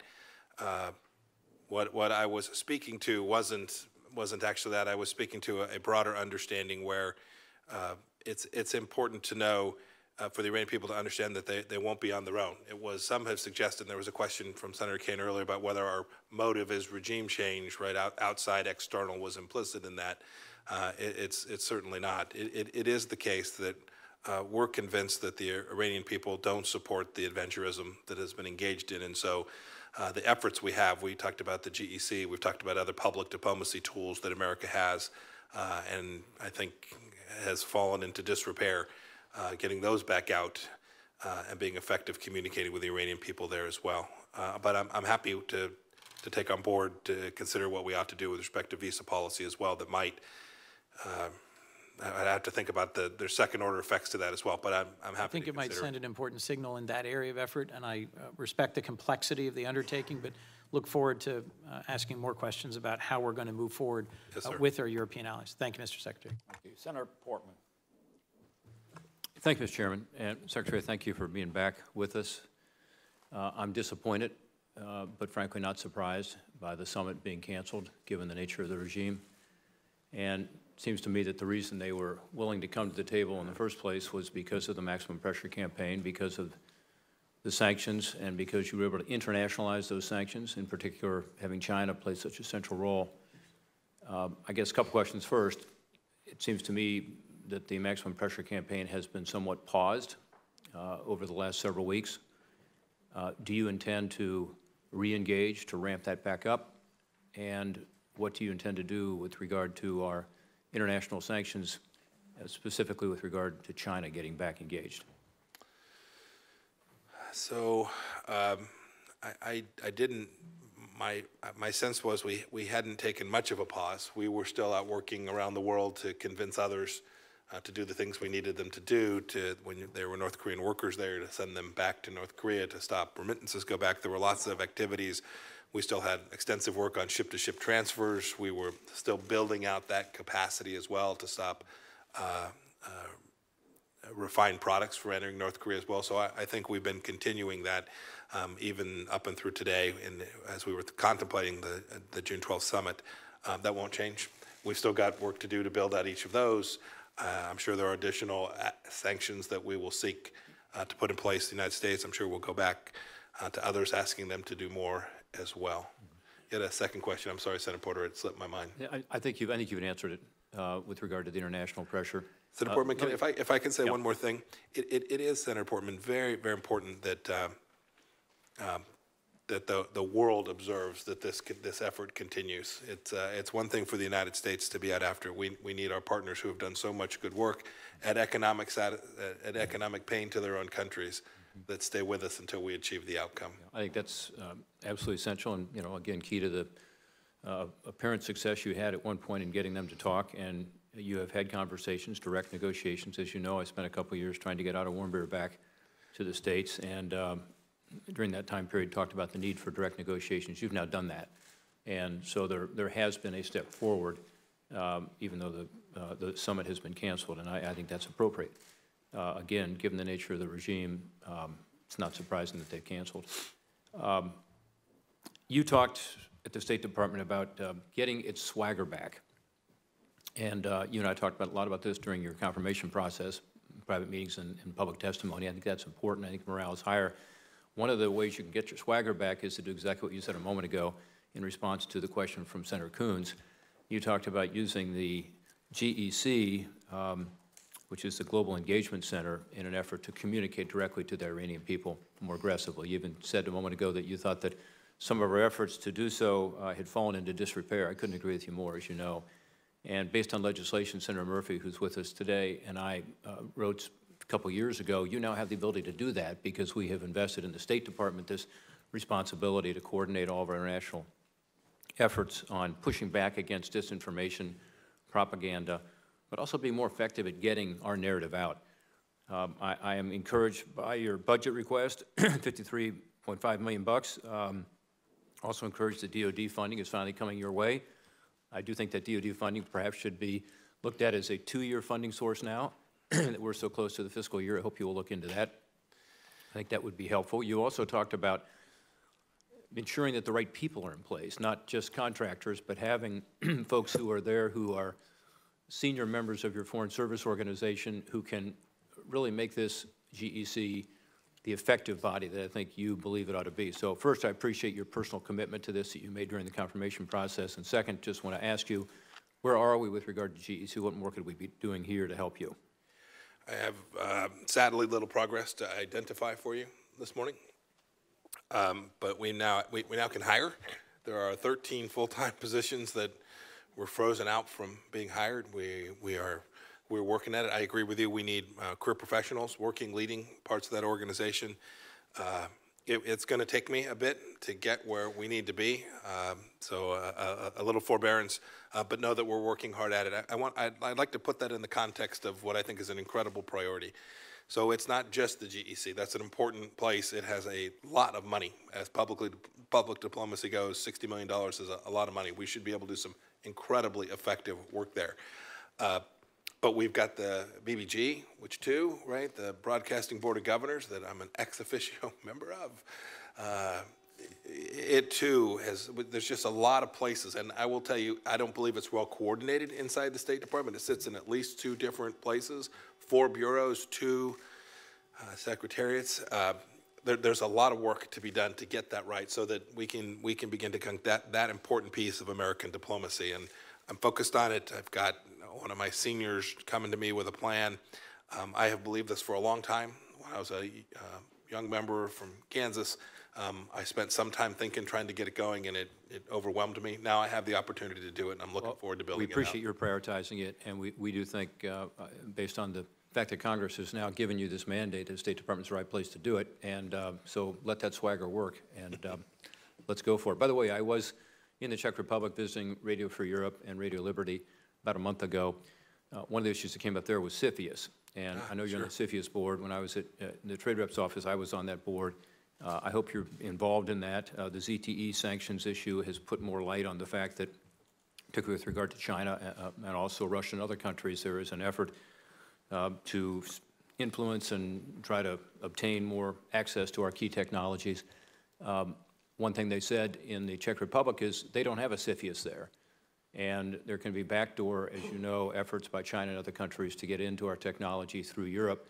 One question I have for you is whether you'd be willing to work with our European allies so that the EU can have an effective CFIUS regime in place as well, and that we can work with them and other allies, because by multilateralizing this, I think it's going to be much more effective as we begin finally to engage not just on pushing back on the disinformation and propaganda we talked about and getting our narrative out there, but dealing with the reality that the technological race is on, and other countries are accessing our technology in ways that's harmful to our national security. Yes, sir, I agree. We should help other countries get the same CFIUS-related regime put in place as well, much like ours. Some of them are begging for help. We need to get out there and do it. Great. Thank you, Mr. Secretary. Thank you, Mr. Chairman. Senator Booker. Thank you very much, Mr. Chairman. Mr. Secretary, again, I want to echo some of the comments that my colleagues have said in thanking you. You spoke to me personally and privately as well as publicly to the committee about doing things about the morale. As I was traveling around, I heard a lot of disturbing comments, especially the effects the hiring freeze was having on the families of people that were committing themselves to serve our country. You've addressed some of those things, and I just want to let you know how grateful I am for you sticking to what you said you would do. There's a lot more work to be done. Hope a handful of things I hope I can roll out here in the handful of weeks. There'll be some that will take months, but I intend upon honoring the commitment that I made, not only to this committee, but to the workforce when I spoke to them last week. Well, I expected you to fix all the problems in the first 2 months, sir, and a little disappointed that you haven't moved that quickly. You and I both share not only a patriotic bent, but a humanitarian bent as well, and I know that you're personally disturbed by what's going on in South Sudan. Since 2013, the civil war, 50,000 human beings have been killed. You have 4 million people displaced, 7 million people who've had to receive aid to survive, and now we're seeing a level of humanitarian crisis where 5 million people are on the brink of starvation. And what's painful in this is it's compounded by the challenges that we're seeing with epic levels of violence against women. About 65% of the women in the country have experienced of violence of the sexual nature and rape and the like. In addition to this, if the crisis in South Sudan has allowed for almost a proxy battle between other regional countries. It's causing stabilization in the entire area. You have Uganda, you have Ethiopia, you have Kenya, who are all now seeing effects of this civil war and undermining a lot of some of the important work that we're doing in a security nature. This is just a situation that is growing worse and worse and worse, both from the humanitarian concerns, as well as, I know you know this as well or better than I do, as well as sort of our regional interests, counterterrorism interests in the region as well. And I say all that to say I've had some constructive conversations with Chairman Corker about our diplomatic focus in the area. I know where there are some issues where we were withholding support for an ambassador in the region, but I just would like to get your frank opinion on some of the things that the chairman and I have been discussing, given the sort of the transnational nature of the crisis. I'm just wondering if you share our concerns that we do not have a special envoy that's getting up every single day and focusing on this issue and trying to address the grievous humanitarian, diplomatic, political, and security consequences that this crisis is causing. Senator Booker, I can't. Your factual statement about the situation is spot on. You've characterized the risk and there aren't words to capture tragedy that's taking place there perfectly. I will also say I saw this issue a little bit in my previous role. I've had a chance to dig into it only a little bit here in this one. There may be some fundamental rethinking. Maybe this is your point about our approach to this. We've been at sort of the same diplomatic line for an awfully long time with, I don't know, I would say marginal success, but perhaps if we hadn't been doing that, it'd be far worse. But somehow we have to create a situation that is fundamentally different than the set of incentives that sit on the ground today and spill over into the regions that you described. You talked about some Sudan too. This risk is real. As for whether there's a requirement for a special envoy, I haven't given it any serious consideration, and I will do so. We do need our team focused on this issue every day. And whether it requires a special envoy to do that, I don't know the answer to. I'm certainly willing to consider it. I'm grateful for that. And my team also made me aware that the previous director was moved from the South Sudan office into a different office without explanation. So at least from standing outside of your agency and organization, it looks like we're pulling back on the people that have the specialty and the focus and not sure what's filling that void at a time where I think, as you've heard sort of my bias, we should be ramping up attention, focus, energy into that region. Senator, you're informationally ahead of me. I regret that. Okay. But thank you. I will dig into it. I'm grateful, sir. And again, I you know, observing you and feeling like I know your core values, and we had some private conversations about this, the great power that your position holds, and I know that there's your attention. We all have the same 24 hours with Asia and with Europe, with the Middle East that demands so much right now. Senator Coons, Senator Flake, a number of the folks I've had the privilege of serving on this committee have shown me what attention to issues going on in Africa can do in literally relieving human suffering. What we've done, you know, PEPFAR, USAID, as I'm now learning and as joining this committee, is stunning.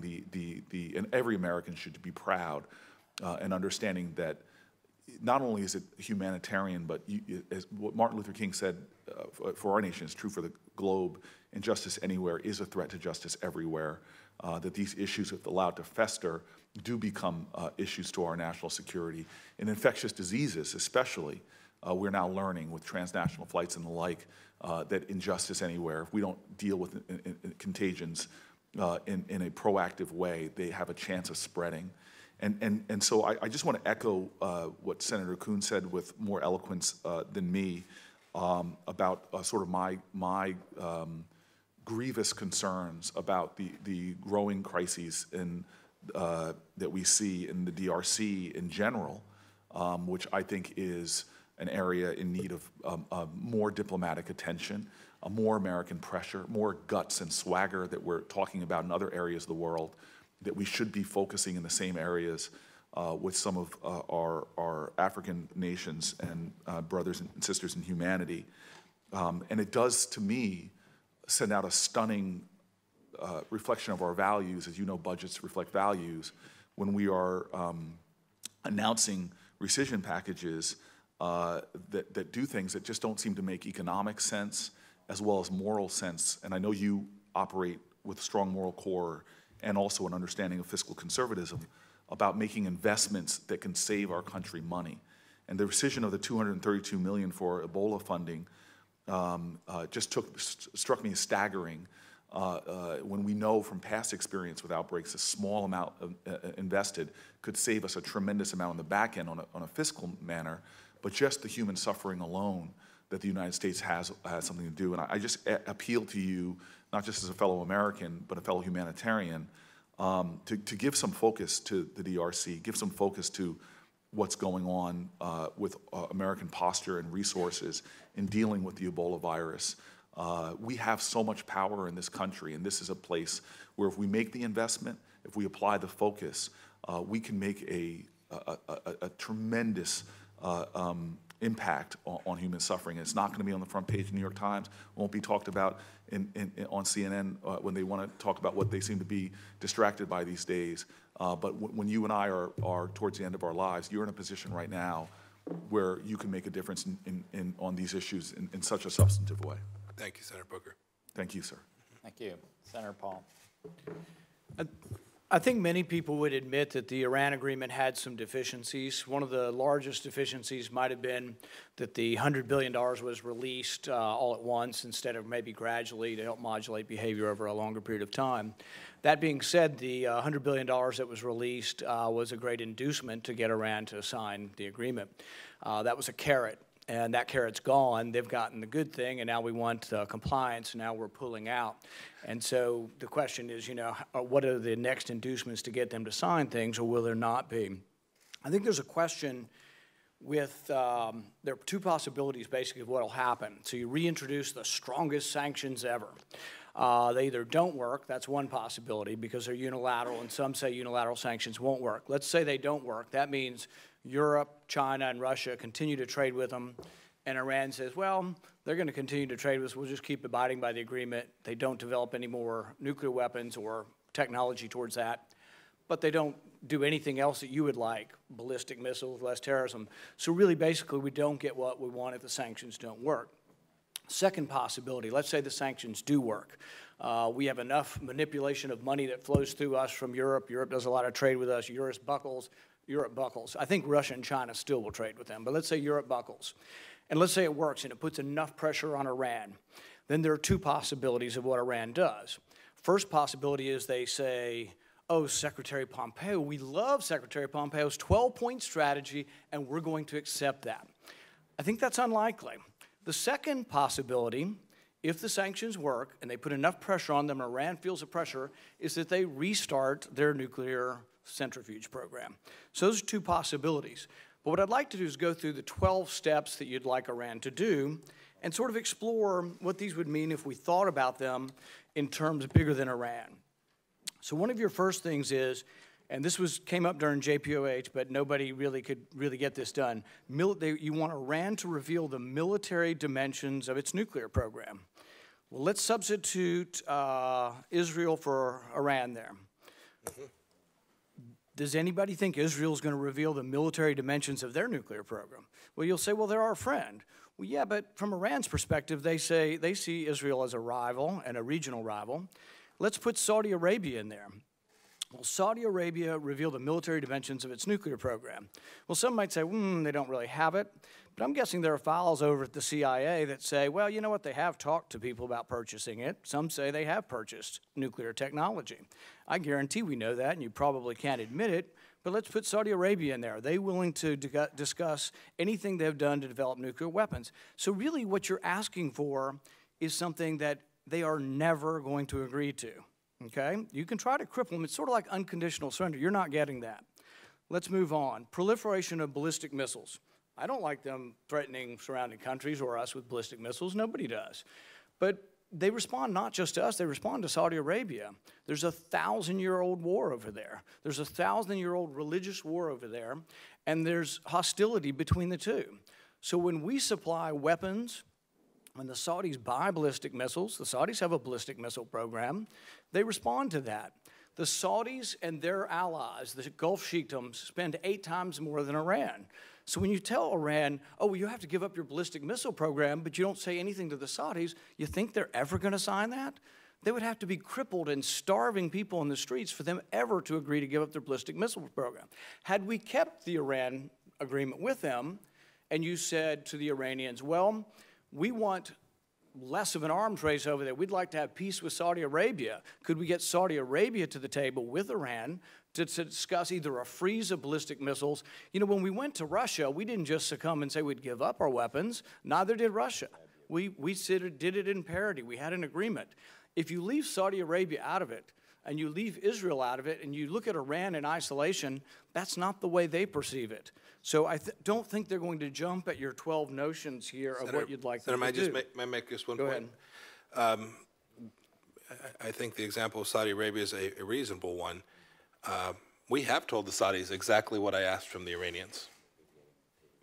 To talk about their nuclear program? They have said they want a peaceful nuclear energy program, and we have told them we want a gold standard Section 123 agreement from them, which would not permit them to enrich.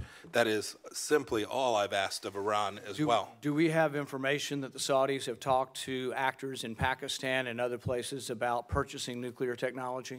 I can't answer that here this morning. Which is to say, we Senator, probably, in all likelihood, do have that information. And so the thing is, it's a one-way playing field. Unless we understand that there are 2 big players over there, really 3 big players. You got Iran, you got Israel, and you got Saudi Arabia. We want Iran to do things we're not willing to ask anybody else to do, and that we would never do. Senator, I disagree with you. I think we ask most nations to do precisely what we're asking Iran. Let's move on to another one of your 12 points. End the military support for the Houthi rebels. Well, once again, you're asking them to end it, but you're not asking the Saudis to end their bombardment of Yemen. I mean, if you look at the humanitarian disaster that is Yemen, it is squarely on the shoulders of the Saudis. And so we're going to ask the Iranians to quit supplying it. They, in all likelihood, are the ones supplying the missiles. And we get reports, and the Defense Department comes and says there have been 32 missile strikes in Saudi Arabia. Well, there's been like 16,000 bombings of Yemen by Saudi Arabia. Nobody even mentions that. We act as if it didn't even happen. If we are so ignorant that there are 2 sides to this war, we're never getting anywhere. Iran's not going to stop doing that, but they might if you sat them down with the Saudi Arabians and said this arms race doesn't make sense, and Saudi Arabia is willing to sit down at the table. You know, is Saudi Arabia willing to stop, another one's withdraw all forces under Iran's command throughout the entirety of Syria? There were dozens of groups in there, even ISIS, that were getting weapons from Qatar and Saudi Arabia. In fact, one of the leaked emails from WikiLeaks was from Clinton to Podesta saying, my goodness, we've got to stop Saudi Arabia and Qatar from funding ISIS. That's a direct email. They were acknowledging they knew about it, and they were acknowledging it was a problem, but weapons were flowing into all kinds of radicals in there. So if you want Iran to stop, and I mean, Saudi Arabia and Qatar are 10 times the problem. You know, the whole Syrian war has all of these radical jihadists. The people who attacked us came from Saudi Arabia. We ignore all that and we lavish them with more bombs. So really, until we acknowledge there are 2 sides to the war or 3 sides to the war in the Middle East, you're not going to get the agreement. I think it was naive to pull out of the Iran agreement, and I think in the end we'll be worse off for it. Senator Udall. Thank you, Mr. Chairman. And thank you, Secretary Pompeo, for being here today with us. As you know, the ZTE, the Chinese cell phone company, was hit with a $1.9 billion fine for violating U.S. law. The Department of Defense has also warned about the security vulnerabilities in these phones. Soon after ZTE reported its resulting financial problems, the Metallurgical Corporation of China made a decision to support a $500 million project in Indonesia, which included Trump-branded properties. Then, soon after President Trump sounded the alarm on behalf of the Chinese company ZTE, tweeting, and I quote here, "President Xi of China and I are working together to give massive Chinese phone company ZTE a way to get back into business fast. Too many jobs in China lost. Commerce has been instructed to get it done." That's the end of the quote on the tweet. Many observers have found these events and their timing strange, I would say very strange. As you know, the Trump Organization owns assets around the world, in India, the Middle East, Panama, and it pursued a project in Russia well into 2016. Members of Congress and the executive branch are under an ethical duty to avoid even the appearance of a conflict of interest. Do you agree that there is at least an appearance of a conflict of interest with this sequence of events with China? Senator, I haven't seen any indication that would support the connection that you seem to be drawing. I was part of the conversation early and then, frankly, more recently about ZTE. I knew about ZTE from my previous role. I knew about it as a member of Congress as well.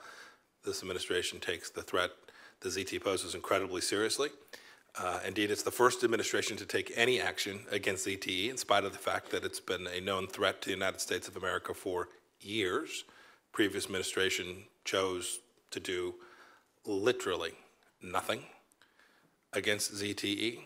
And so the critiques that this administration has not done enough, and the many others that you refer to, I don't know who they are, aren't reflective of the deliberations that I've seen this administration undertake with respect to how to respond to ZTE.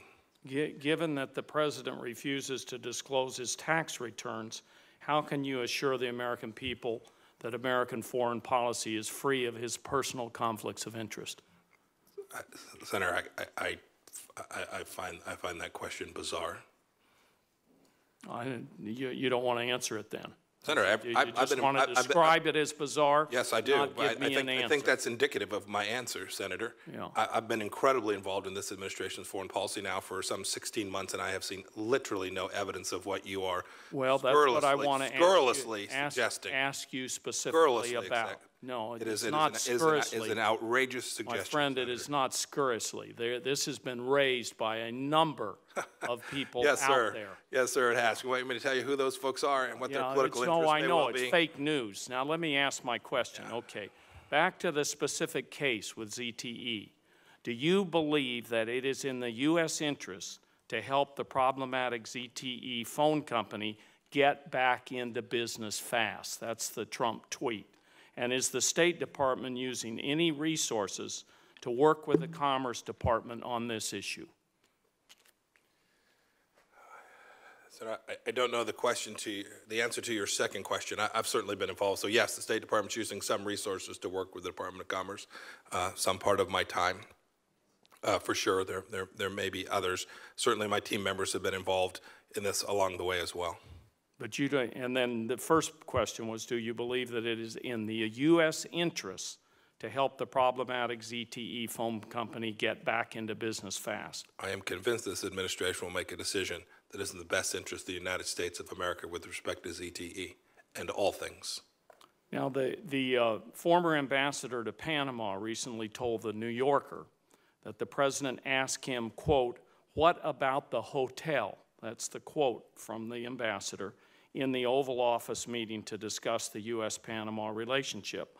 Does the president ever discuss overseas Trump properties when discussing foreign policy issues with you? I've never seen us make any decision based on anything like you're suggesting, so I don't know how else to answer that question. Well, good. I just want a straight answer. That's great. I want to offer my condolences. I'm not sure that was exactly your point there, Senator. No, I wanted a straight answer from you. We'll see how history plays this out. I want to offer my condolences to the people of Cuba and to those who perished on the flight from Havana last week. This is yet another example over 50 years failed isolationist policies towards Cuba, and it just continues on and on. The United States embargo prevents Cuba from leasing U.S. planes and parts. This is a safety hazard that may have led to a disaster on the island last week. The plane The crash plane was an inter-Cuba flight, a route that generally is not serviced by U.S. air carriers. This means that Cubans and American tourists alike are subject to the same dangers of a poorly regulated airline industry. There is no doubt that the U.S. companies would benefit from business with Cuban airlines, and Cubans as well as American tourists, I think, would be safer because of it. Unfortunately, this administration continues to backtrack on efforts to engage with Cuban officials. Would the State Department be open to a dialogue with Cuban officials to help improve air safety and upgrade aircraft to avoid another catastrophe? Senator, the implicit suggestion there is somehow that the responsibility for this aircraft's failure didn't rest with Cuba and its people. I simply disagree with that. I'm happy to consider whether there are useful and appropriate mechanisms for the State Department to engage with Cuba on civil aviation. I don't know the answer to the question. Yeah. Well, the point the question was trying to make is when there's cooperation on all fronts in Cuba, I think Americans do better and Cubans do better. And that's what the last policy of the last administration was, to uplift everyone. And when I had a discussion with you in my office, you talked about we're going to try to have an engaged policy with Cuba. We're not going to go backward. But my time's up, Mr. Chairman, so I would wait for the second round. Thank you. Thank you, Senator.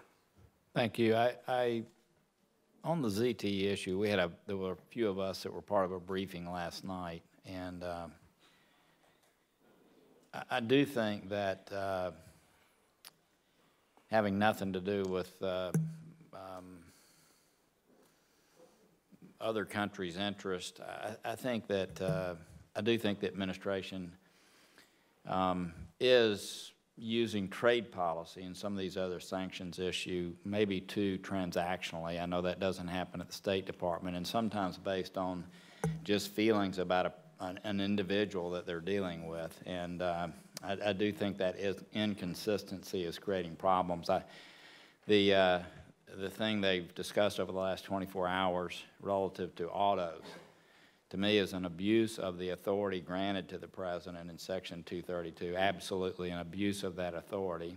And to me, feels like it has more to do with domestic politics or some other issue, and I hope that will be abandoned quickly. I think it's dangerous and destabilizing and should end immediately. But I have to say, I would agree with the Secretary. I saw nothing whatsoever that related to some kind of personal conflict that may have taken place. But I do think the inconsistencies are creating problems for our nation.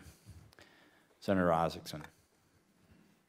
Thank you, Mr. Chairman. It's been a long hearing, I know, and my dad used to tell me the mind can only absorb what the sea can endure, so I think if you're like me, we're both enduring an extra long hearing. But it's an important hearing, and it's about the budget, and I want to ask about that briefly if I can. One, Senator Coons raised the question of the Ebola outbreak in Liberia, and he was right on point, because the rescission that the administration has put together includes removing part of the emergency money that went to Ebola in the crisis response of the United States, which in part the State Department is responsible for. And by reducing that, it raised a point I want to make sure you're aware of, because I know since you and I talked a month ago when we went through confirmation, you've had Iranian deals fall through, you've had changes in the Korean deal, you've had you've been a busy man. I don't expect you to know about all of it. This is important. We had 16 isolation beds in the United States of America that met the standard necessary to try and stop an Ebola outbreak from expanding in the United States of America. We didn't have enough, but we had just enough, and we saved 16 lives by having those isolation beds, and they were at Emory University in Atlanta. They were at the National Institute of Health in Maryland. There were 2 other locations, I can't remember where they were, but there were 4 in each place, where we brought back the Samaritan's Purse doctors who went in there and contracted Ebola, brought them back to the United States, put them in those isolation chambers to ensure that we were not spreading the disease around, and we curtailed the growth of potential growth of Ebola in the United States.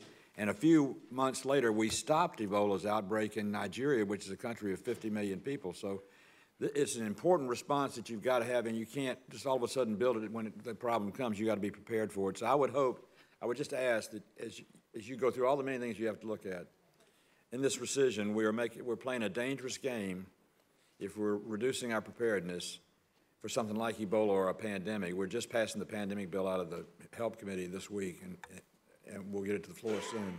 But I hope you'll take a look at that. I think Senator Coons was absolutely right to bring it up, and we have tangible proof. We know we've got the Democratic Republic of Congo having a problem now with an outbreak, a potential outbreak. And we know how we stopped the last one, but we're going to need to be prepared again, and being prepared early is going to be very helpful. Yes, Senator, I will absolutely look at it. And I would say, and that is a State Department diplomatic issue. You talk about having diplomatic problems. You get a hunger, a famine, or a disease pandemic, and you got a problem, and it's a political problem to have. So I wanted to point that out. The second thing I want to talk about, or just ask about, is you lifted the hiring freeze, I think, on May 15th. Is that not correct? Yes, Senator, I believe that's correct, 15th or 16th that went into effect. I think the impact initiative that the department's got going, which is a $246 million request for any number of areas you want to make changes in the State Department, is that enough to implement the impact that you want to have on the department, and will you be able to get it in place or as quick as possible? That's the right question, Senator. I don't know the answer to that. There are pieces of that initiative that are incredibly worthy and will have a high ROI that'll get us a good return for sure. I haven't had a chance to dig into it enough to know if we've hit the mark on the number or if there's additional resources needed.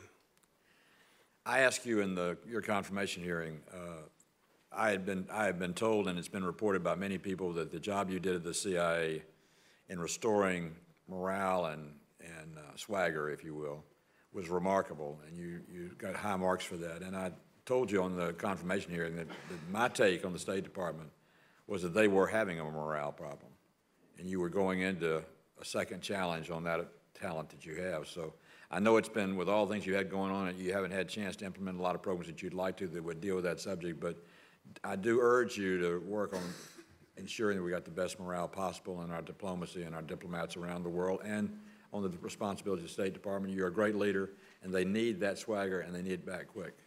Great. Thank you, Senator. I'll work on it. I work on it a little bit every day.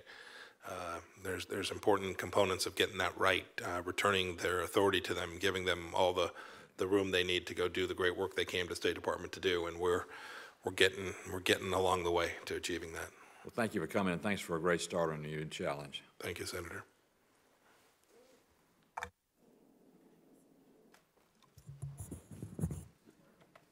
We're taking over. It's good to be with you all. Senator Markey. Thank you, Mr. Chairman. Mr. Secretary, were you involved in the drafting of this letter? Yes. Then maybe you can help me answer some questions about it. The President wrote, quote, "Based on the tremendous anger and open hostility displayed in North Korea's most recent statement, I feel it is inappropriate at this time to have this long-planned meeting." Mr. Secretary, how did you expect North Korea to react to comparisons between North Korea and Libya, between the fates of Kim Jong-un and Gaddafi? Why would you expect anything other than anger and hostility in reaction to these comparisons? I really appreciate this question, because there's this misunderstanding that has taken place with this idea of the Libya model. I've not had a chance to go do the work to find out what that really was, what transpired when the Libyans chose to give up their nuclear weapons. It was quick, decisive diplomatic work negotiated over, that's all things relative, a relative short period of time in 2003. That's the Libya model. Well, that's the Libya model. It was some 8 years later. The Libya model, as Kim Jong-un has been interpreting it, is that it's one where the leader of the country surrenders their nuclear capability only to then be overthrown and killed.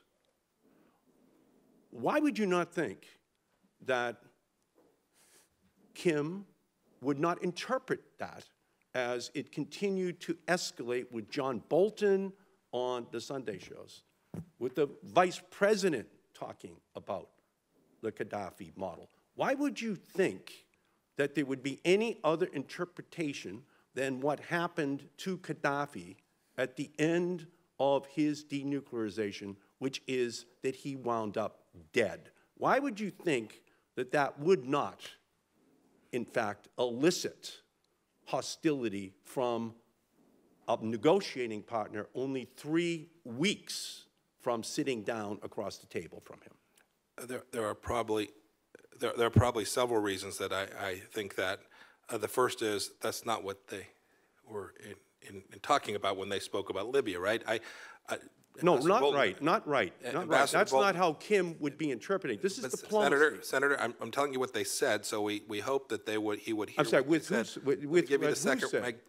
With what? Who said? When I heard Ambassador Bolton speak to this, I can't quote them back, but he was speaking about the nuclear negotiation itself. Let me. No, what John Bolton said. What John Bolton said. I'll quote to you what he said. Here's what John Bolton said. He said, "We have very much in mind the Libya model of 2003, 2004." That's what he said. Yes. Now, how exactly? Well, how that's my point. Do you recall when Gaddafi was killed?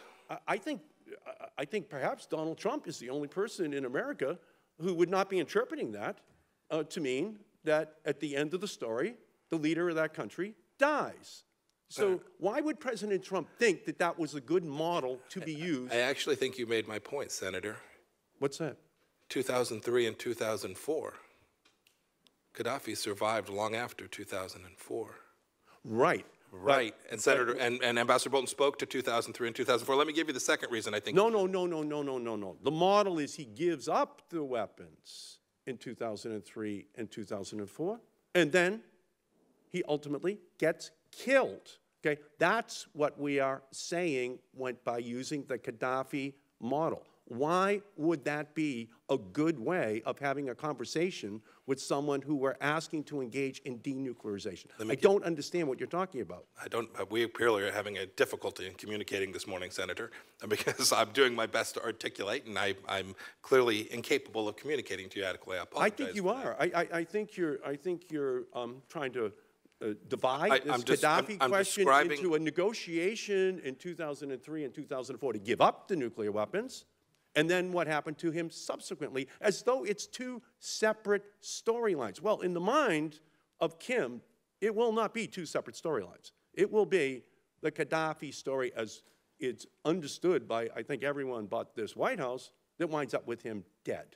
So why are we not understanding that that's the story of Libya from 2003 and 4 on to the day he gets killed? You'll recall that's not what Senator Bolton said. He talked about specifically, if you quoted it correctly, I don't have it, you've got it written down. Yeah. He spoke specifically to 2003 and 4. But let me give you one more reason that Chairman Kim should understand it differently. He and I spoke about what assurances were going to be provided to him. These were assurances that would clearly have to be capable in the same way that we're demanding a permanent, irreversible denuclearization, verifiable denuclearization.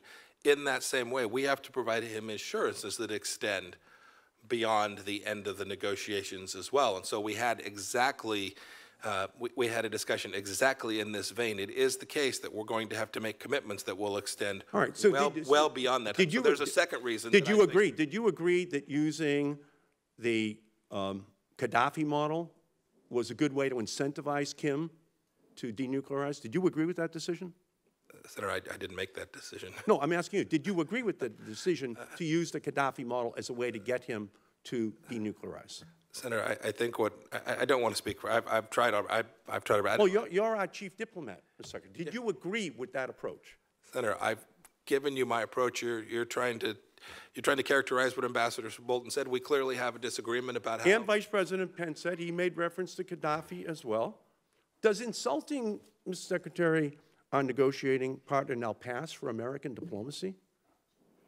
Senator, we've done everything we can to get us closer than America has been under previous administrations to achieving a really good outcome. We are determined to continue to work down that path. Right. Well, do you think moving from fire and fury to let's talk, and then in this letter, moving to you talk about your nuclear capabilities, but ours are so massive and powerful that I pray to God that we will never have to use them. That's talking about using nuclear weapons again. as we were 3 weeks from sitting down with them, based upon a response to our use of Gaddafi as a model for denuclearization of the country. So we should be negotiating peace, Mr. Secretary, but you seem to want to negotiate war. You seem to be willing to miss this opportunity to defend the Gaddafi approach here before this committee today. And I just think that you've missed an opportunity.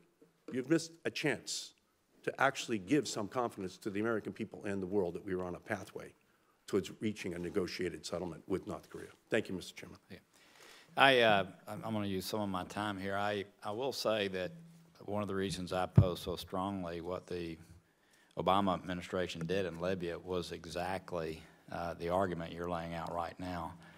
I think you opposed it too, if I remember correctly. I may be wrong, but to have someone like Gaddafi who gave up their nuclear weapons and then to go kill him, to me, sent exactly the signal that you're laying out right now.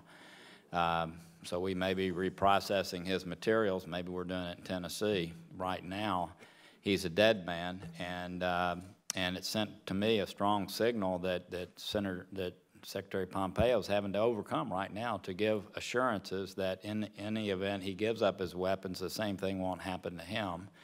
So I hear what you're saying, but it was, in fact, let's face it, the doctrine of the last administration to take out a leader that gave up their nuclear weapons, and that does make it more difficult for us down the road. I stated that at the time. I'll state it again now. I would like to give Secretary Pompeo the opportunity to talk a little bit about what happened in 03 and 04, just to edify a little bit what the Libya model could have meant if that's what was referred to. Yeah, so we had a very robust identification of the systems that were in place. Conceitedly, a much smaller challenge than is faced in North Korea, so a more difficult verification problem we were faced in North Korea than we were in Libya.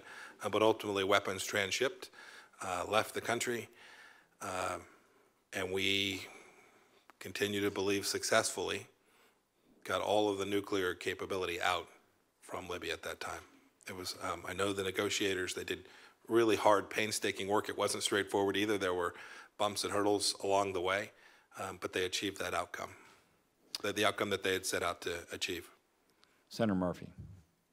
Thank you very much, Mr. Chairman. My only comment on this exchange is that I think you may be providing a little bit more pushback than is necessary on Senator Markey's foundational point, which is that as much as it matters what you think you mean in the context of diplomacy, it matters more what the actor on the other side thinks you mean. And so it's relevant but not dispositive as to what Ambassador Bolton thought he meant when he said that.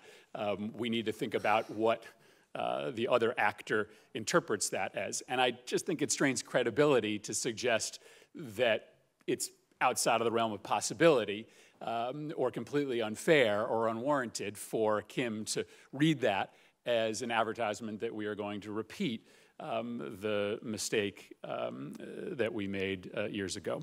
I want to come back to the budget for a second, and I'll probably go off the budget if I have time as well.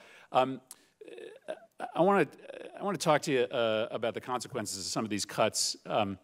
We regularly read reports of Russian money and influence flowing into the Balkans at rates that, frankly, we did not see before the Trump administration. They see an opportunity as we withdraw from the Balkans to essentially set up a new front, a new hybrid scenario like we've seen in Ukraine.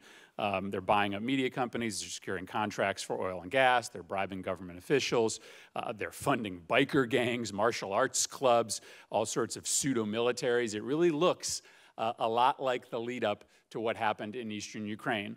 But this budget that you're presenting to us calls for governance funding cuts of 91% in Albania, 75% cuts in Macedonia, 69% in Serbia, 67% in Bosnia. I mean, these are catastrophic withdrawals of funding and another signal, a very clear signal to the Russians that we're out and you should fill the void. So my question is why? Why are you proposing these big funding cuts to governance programs in the Balkans. You're talking about the budget numbers, the budget numbers that were sent down for FY 2019. Is that where the data set that comes from? Well, we have a 2-year agreement on what we're going to spend, and I am confident that the Russians can see that we are not, in fact, doing what you described.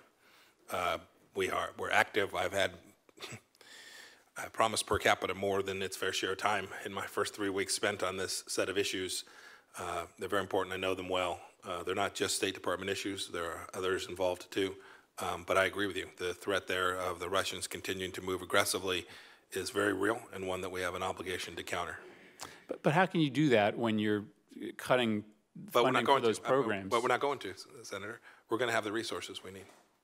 But why propose it? Yeah, FY 2020. I wasn't around. I can only speak to what I'm going to endeavor to do. I'm going to try and make sure we have every dollar we need to deliver not only on that mission in the Balkans, but each of our missions around the world. I want to bring you, and I appreciate your verbal commitment to the region. I think if we don't pay some attention to it now, we're going to be really sorry later. I agree. I completely agree. Let me bring you back to Yemen. You've had a couple questions on Yemen. Maybe let me ask the questions that Senator Paul might not have gotten to.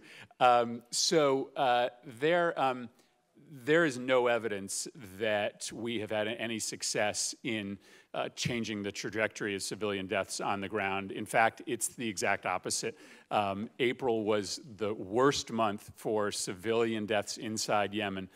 Since we had the debate on the Senate floor, a private residence in Sadr was bombed, killing 20. A residence in Hudaydah was bombed, killing 12, 7 kids. A gas station in Hijaz, killing 24. A commuter bus in Taiz, killing 20. The civilian death count is getting worse, not better. And so what evidence can you provide to the committee that we are having success in our efforts to try to make sure that civilians are not the casualties of a bombing campaign that we continue to assist the Saudis and the Emiratis in? I don't know the data the same way you did. I'll take it at its face value. There's a lot of work to do. There's no doubt about that. We still have risks. We have humanitarian risks too that remain. You talked about the civilian deaths. There's still real risks of outbreaks of disease. Those are all very real. I've met with the new envoy there. It's a long, hard negotiation road that's in front of him.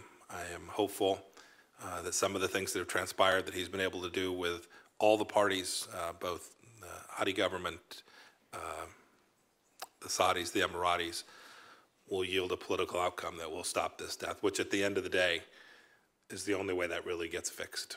But with all due respect, there is no political process. In fact, very much the opposite. We had a hearing with your acting Assistant Secretary for the region, Mr. Satterfield, in which we asked about the planned assault on Hudaydah.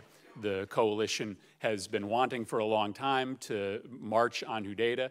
The United States has pressed the coalition to refrain from taking that course because 80% of the humanitarian relief supplies come through Hudaydah.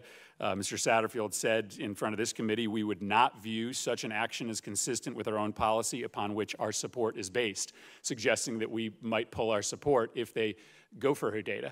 They're going for Hudaydah. They are marching on Hudaydah as we speak. They are planning to launch an assault. So why were we not successful in convincing them to refrain from an assault on Hudaydah? And will we contemplate pulling our support if they continue with a military campaign that will turn a nightmare into a cataclysm from a humanitarian perspective? So we've made clear our view on that. I think Ambassador Satterfield sounds like he adequately communicated that to you. Our primary objective there, well, there's multiple, but we certainly are concerned about what the humanitarian outcomes are of such a thing, and we've articulated that to them as well. But why continue to be part of this coalition if we have no effect on the most important decisions that are being made by the coalition? Yeah, you assume a status quo absent our involvement that might not be the case. Right? It's the case that our involvement may well, however bad things are today, it could be that our involvement has made them less worse than they would be. That's bad grammar, but the truth. Yeah, You have to concede that there have been many cases where our involvement has absolutely improved the lives, reduced the humanitarian catastrophe that was taking place. There are absolutely places where our involvement has made a material difference. And so as bad as it is our judgment today that it is still worth engaging. I think that's a hard case to be made given the reality of the conflict on the ground in Yemen, that our involvement has made things better for the Yemeni people. Thank you, Mr. Chairman. Thank you. Senator Corker has asked me to preside while he's voting, and since I believe in democracy and not coups, I won't ask for unanimous consent to do something I want to do. So with that, I'll just simply do what he would have done, which is recognize Senator Merkel. Thank you very much, Mr. Chairman. Thank you, Mr. Secretary.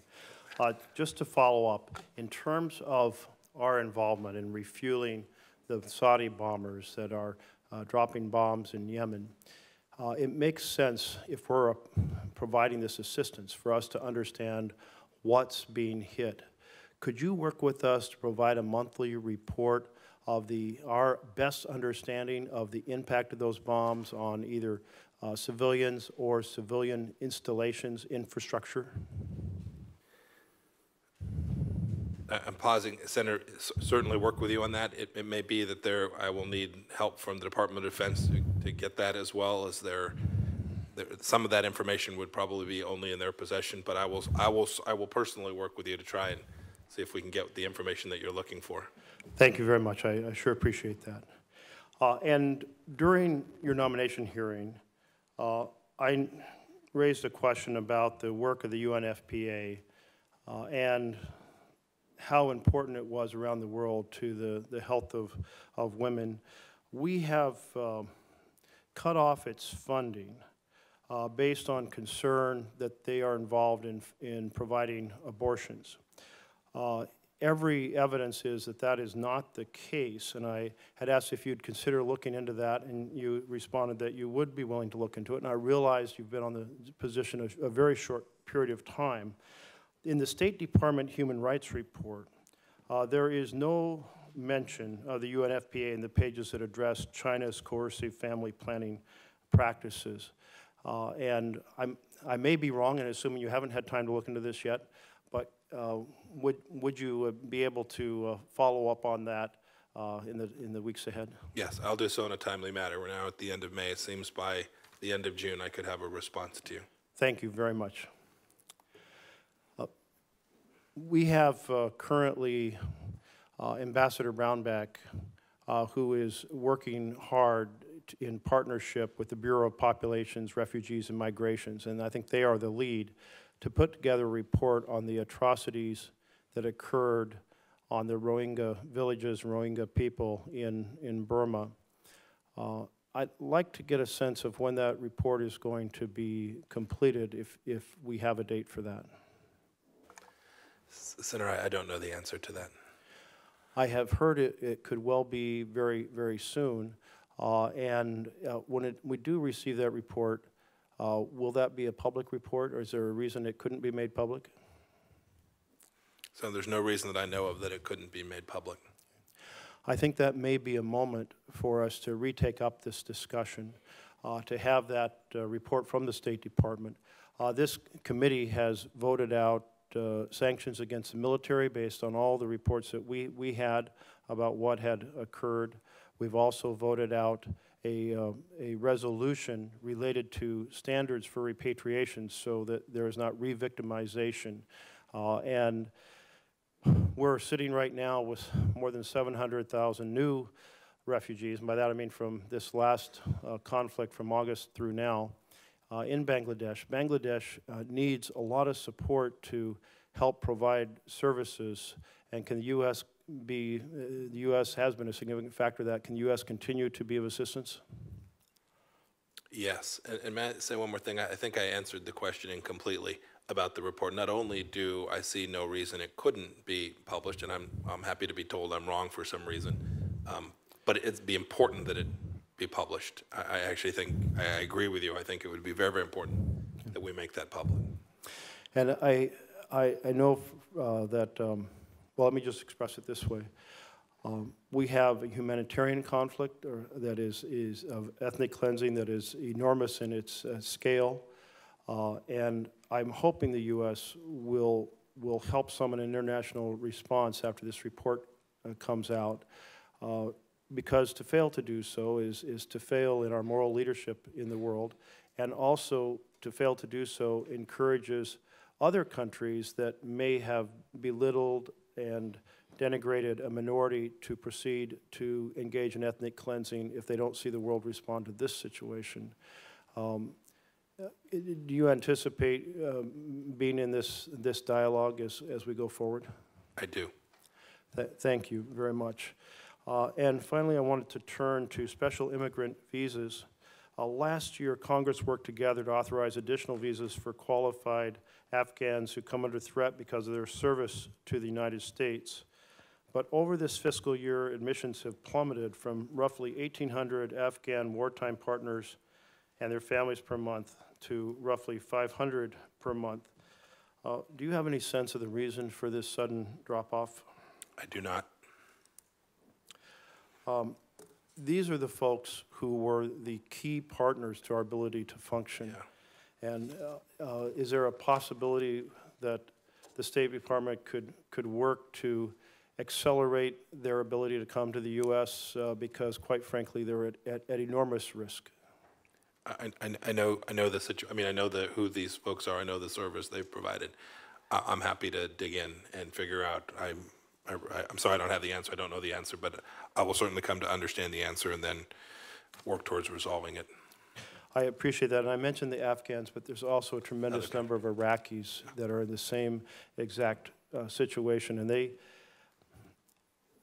they knew that when they signed up that if we didn't partner with them to protect them and their families afterwards, they were in deep trouble.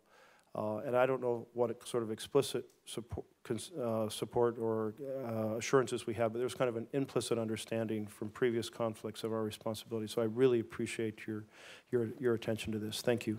Thank you, Senator Merkley. Thank you, Senator Merkley. So as I understand it, there are no members who have not had a first round. So in the interest of time, we'll start the second round. And, yes, sir. As the chairman comes back. So I'll recognize myself. Mr. Secretary, before I ask you a question, let me just say I join in the expression of sympathy for those who were lost on the airplane in Cuba with Senator Udall.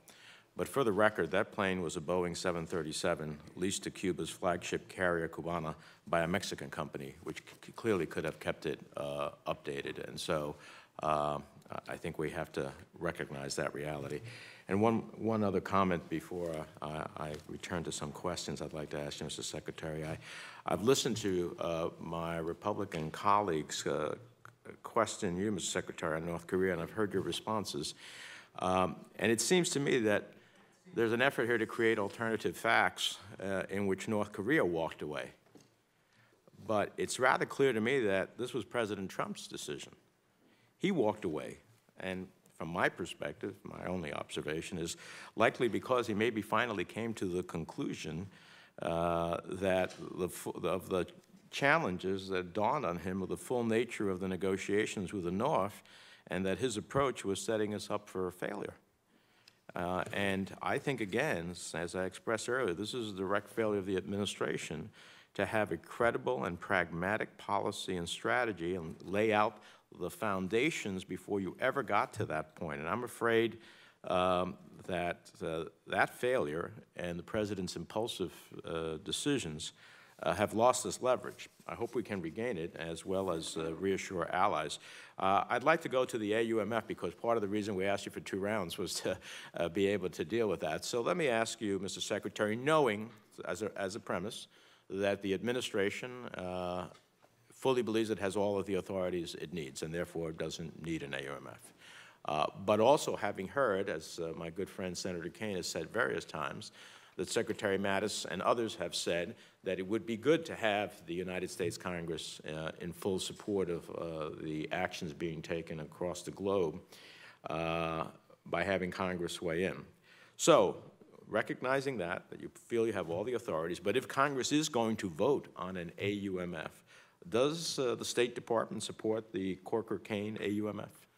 We still are seeking some additional changes to it. I will give you Mike's view, which is it's better than what we've seen before, but we're still hopeful that some of the terms, there's a lowered threshold for the quadrennial review, there are issues surrounding associated forces and a couple of others that we'd still like to work on language. Maybe it's just technical, but certainly things that we would like to work on you before we say that we support it. Okay. So let me ask you this specifically, under the text as it is, it theoretically is possible that Congress could pass a resolution disapproving the use of force against a new associated force after kinetic action by the administration has begun. Would the administration comply with such a congressional resolution of disapproval if this was the law? I don't know the answer, Senator. I don't know the answer. I mean, if it's the law, well, we always comply with the law, if that's your point. But you're asking me to interpret a piece of legislation, to give a legal interpretation of a piece of legislation. No, I'm not asking you to give a legal interpretation, so it's very clear. But if you're asking if we'll comply with the law, sign me up. Okay. Well, all right, good. Because I'm afraid try to do that every day. We're going to. I appreciate that, but we also have the ability to have interpretations or to invoke other powers, to suggest that that action is going to take place. So I worry about that. It's the same type of question that I would ask you about the administration complying. It's possible under this text that the Congress could pass a resolution disapproving the use of force in a new country sure. after kinetic action. And so when you said you're not ready to give your unqualified support, I was wondering, and you mentioned associated forces. I'm the wondering new country whether that's provision the is identically troubling. Okay. Let me ask you, let me go back finally to Russia. So from my own point, let me be clear that until the president publicly declares that Russia interfered in our election and lays out a clear strategy to counter Russian aggression, questions will remain about his commitment to promoting the U.S. national security interests vis-a-vis Russia. Now, you say the administration has taken actions against Russia, but Section 1239A of the FY18 National Defense Authorization Act required the Departments of Defense and State to produce a strategy to counter Russian malign influence. I understand the Department of Defense has finalized its portions of the strategy, but State has yet to complete it. It was due on April 12th of this year. Now, I recognize you haven't been here that long. Will you commit to completing this report, and can you give us a sense of the time frame? I'll commit to completing the report, and if you'll give me till the beginning of next week, I will get you a date. I appreciate that. I'm happy to commit to working diligently on it and not dragging it out. I try to give dates to folks when I know it's in my control. This one's bigger than me. That's fair enough. Let me just say, I understand the administration has designated under authorities laid out in the Obama-era executive order some individuals, and we're still speaking about Russia. But in my view, the administration has ignored the will of Congress and the CATSA law by not imposing sanctions under the new mandatory provisions of the law. And to make sure everyone's on the same page, let me run through the mandatory provisions that I believe have been ignored. Section 225, sanctions on special Russian crude oil products. Section 226, sanctions on Russia and other foreign financial institutions. Section 227, sanctions on significant corruption in the Russian Federation. Section 228, sanctions on certain transactions with sanctions evaders and serious human rights abusers. Section 231, sanctions on persons engaged in transactions with the intelligence and defense sectors of the government of the Russian Federation. And 233 and 234, just not to belabor, sanctions on the transfer of arms and related material to Syria. This is pretty clear.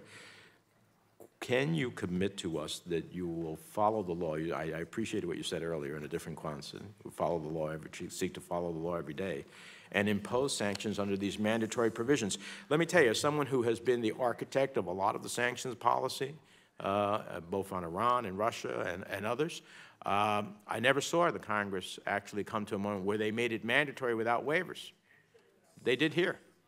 And yet, those mandatory provisions are not being followed. Will you commit to pursuing them? I will. Will you make a commitment that you'll help Secretary Mattis get the waivers that he needs in order to make sure that these sanctions don't hit folks that I think were not intended to be harmed by these sanctions? I know it's not my day to ask questions, but it is my day.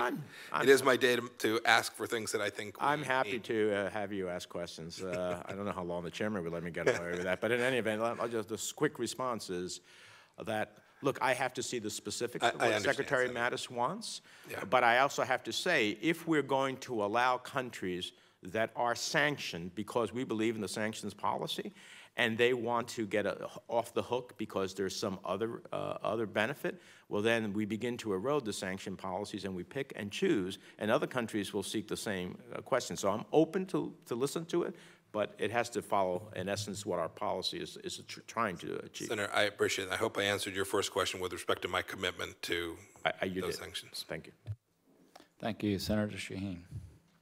Thank you, Mr. Chairman. Mr. Secretary, Senator Kaine asked you about, and you announced the attack in China that's consistent, or seems to be consistent in terms of symptoms with what we've seen from embassy personnel in Cuba, and also pointed out that you are the person in charge of that investigation. I assume that you're working with our intelligence agencies in that investigation. Are you also working with the Department of Defense? Yes, indeed. I had, I guess this week I had my former agency in to brief me on this situation because, anyway, I had them in to brief me. Yes, Department of Defense will be working alongside of us as well, to be sure. It could well be that we end up with other agencies too. It could be that there are other investigative bodies that will need to be part of it as well. It seems to me that this is the kind of situation where it's very important to have interagency cooperation to see what how we find out as much information as possible. We've actually received great help from across the Department of Energy, and some of their labs are trying to figure out. So it is a multi-agency process. Okay, thank you. This week there were reports of renewed fighting in eastern Ukraine between Russian-backed separatists and the Ukrainian military. How are we working to de-escalate this situation, and how does the current unrest in eastern Ukraine factor into the budget request? Senator, I don't know. A budget request would have preceded that timing, but there's been unrest there for a significant period. No, I understand, but this is some renewed fighting in a way that we haven't seen for a little while. Yeah, so the State Department has a part of this, other agencies do as well, working, frankly, trying to work with all sides to get the violence to stop. It has proven intractable for a long time. There has been, I'm not familiar with what happened this week, but sporadic violence for an extended period of time. I don't know if you can characterize this as sporadic today, but suffice it to say, there are diplomatic efforts with all the parties. There are UN agencies that are hard at work at it as well. It is a multilateral effort. I wish we could get even more support from our European partners to help us take down this effort as well. It's going to take a lot of us to resolve the conflict there in southeast Ukraine. And doesn't that also speak to continuing to implement the CATSA sanctions as expeditiously as possible? It does, yes, ma'am. And are you pushing to do that? Yes, ma'am. You may be aware that in the Senate we have restarted the Senate NATO Observer Group to try and continue to support efforts that NATO is undertaking, given the renewed threat from Russia and cyber and other threats we're facing. And there's an upcoming NATO summit in Brussels. Can you talk about what the U.S. goals are, what we're hoping to achieve, and how you think we might be helpful in the Senate? Sure. Well, sure. Although I'll leave you all to make your own choices. But I can talk to you about what we're hoping to achieve. First, my first trip, literally 13 hours after I was sworn in, was to the foreign ministers meeting there in Brussels. Spent a day and a half on the ground there. Really, maybe half a dozen things, 3 or 4 of which are worth recounting. First, lots of discussion about everyone's continued commitment that has a burden-sharing element to it, so a real focus on making sure that people are honoring the commitments that they've made, including getting to the levels of support for NATO that they've committed to. Second, there are other NATO missions being contemplated, a training mission in Iraq. There was a lot of talk about how we would put that together, what that ought to look like, what the external face of that ought to look like as well. I certainly went there to make a statement about my personal commitment, indeed, to America's commitment to Article 5 and to NATO. And then there are a number of discussions about new potential members and how to successfully continue to keep an open door at NATO. And so there'll be discussions around each of those. I think Secretary Mattis is either there or going there soon for the defense run up to the leaders meeting, and then in July there'll be the NATO summit itself, where I'm very hopeful we'll get some of those accomplished. Great, thank you. I know that several senators asked you about Yemen and what's happening there. I'm not going to reiterate that. I was part of the effort to try and get something done in this committee, but I do hope that if this legislation is signed into law, and even if it's not, that you will take the opportunity to try and continue to work with our allies to encourage them to think about how they can help with the humanitarian situation there and bring the various parties to the table in Yemen, because ultimately there is no military solution, there's only a political solution there, and whatever we can do to encourage that, I think, will be very important. So I will take your nodding as a yes that you will work to do that. For the record, yes, ma'am. Thank you. We saw over the last couple of weeks a lot of unrest in the Middle East as the result of the moving our embassy to Jerusalem. And I know that President Trump has suggested that moving our embassy has brought us closer to peace.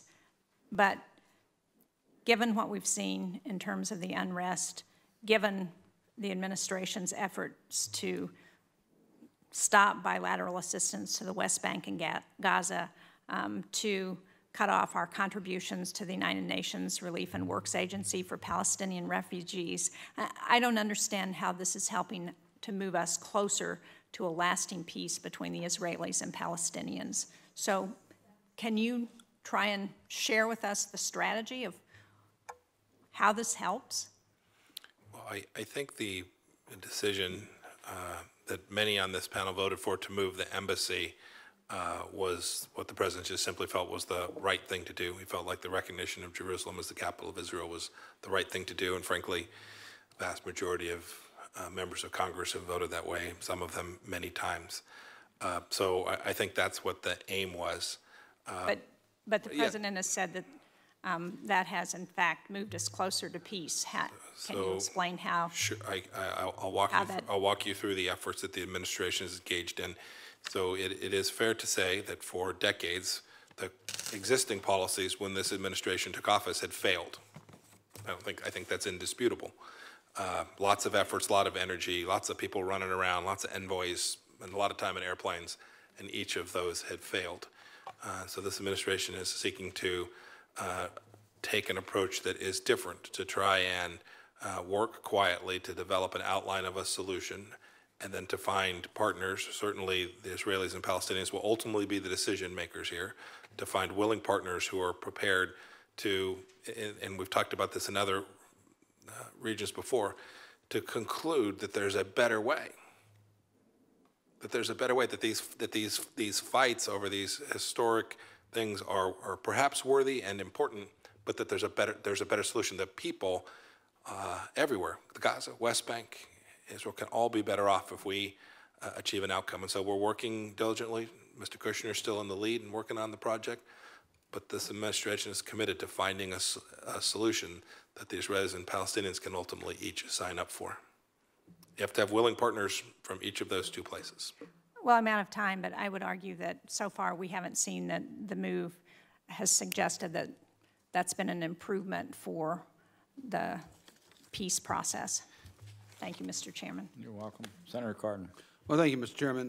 Mr. Secretary, I just checked with our staffs in regards to the consultations during the Iran nuclear agreement, and there were regular updates to the committee and to our staffs after each of the negotiating sessions. There was also classified briefings that we were part of. There were part of the negotiators who came in for classified briefings for us, and we had many meetings in the White House at the National Security Council level, bipartisan with both Democrats and Republicans. So just pointing that out. I do remember them, sound and fury, signifying not a whole lot of learning, as I recall them. Well, we may have different views on that. But look, at the end of the day, I voted against the agreement, but I think it's critically important that we speak as one voice as strongly as we can, and we're going to need to be on the same page. I just urge us to understand your strategies as you're going through it, and have confidence, as you used to be a member of the House, as to the appropriate roles between the administration and the legislative branch. Yes, sir.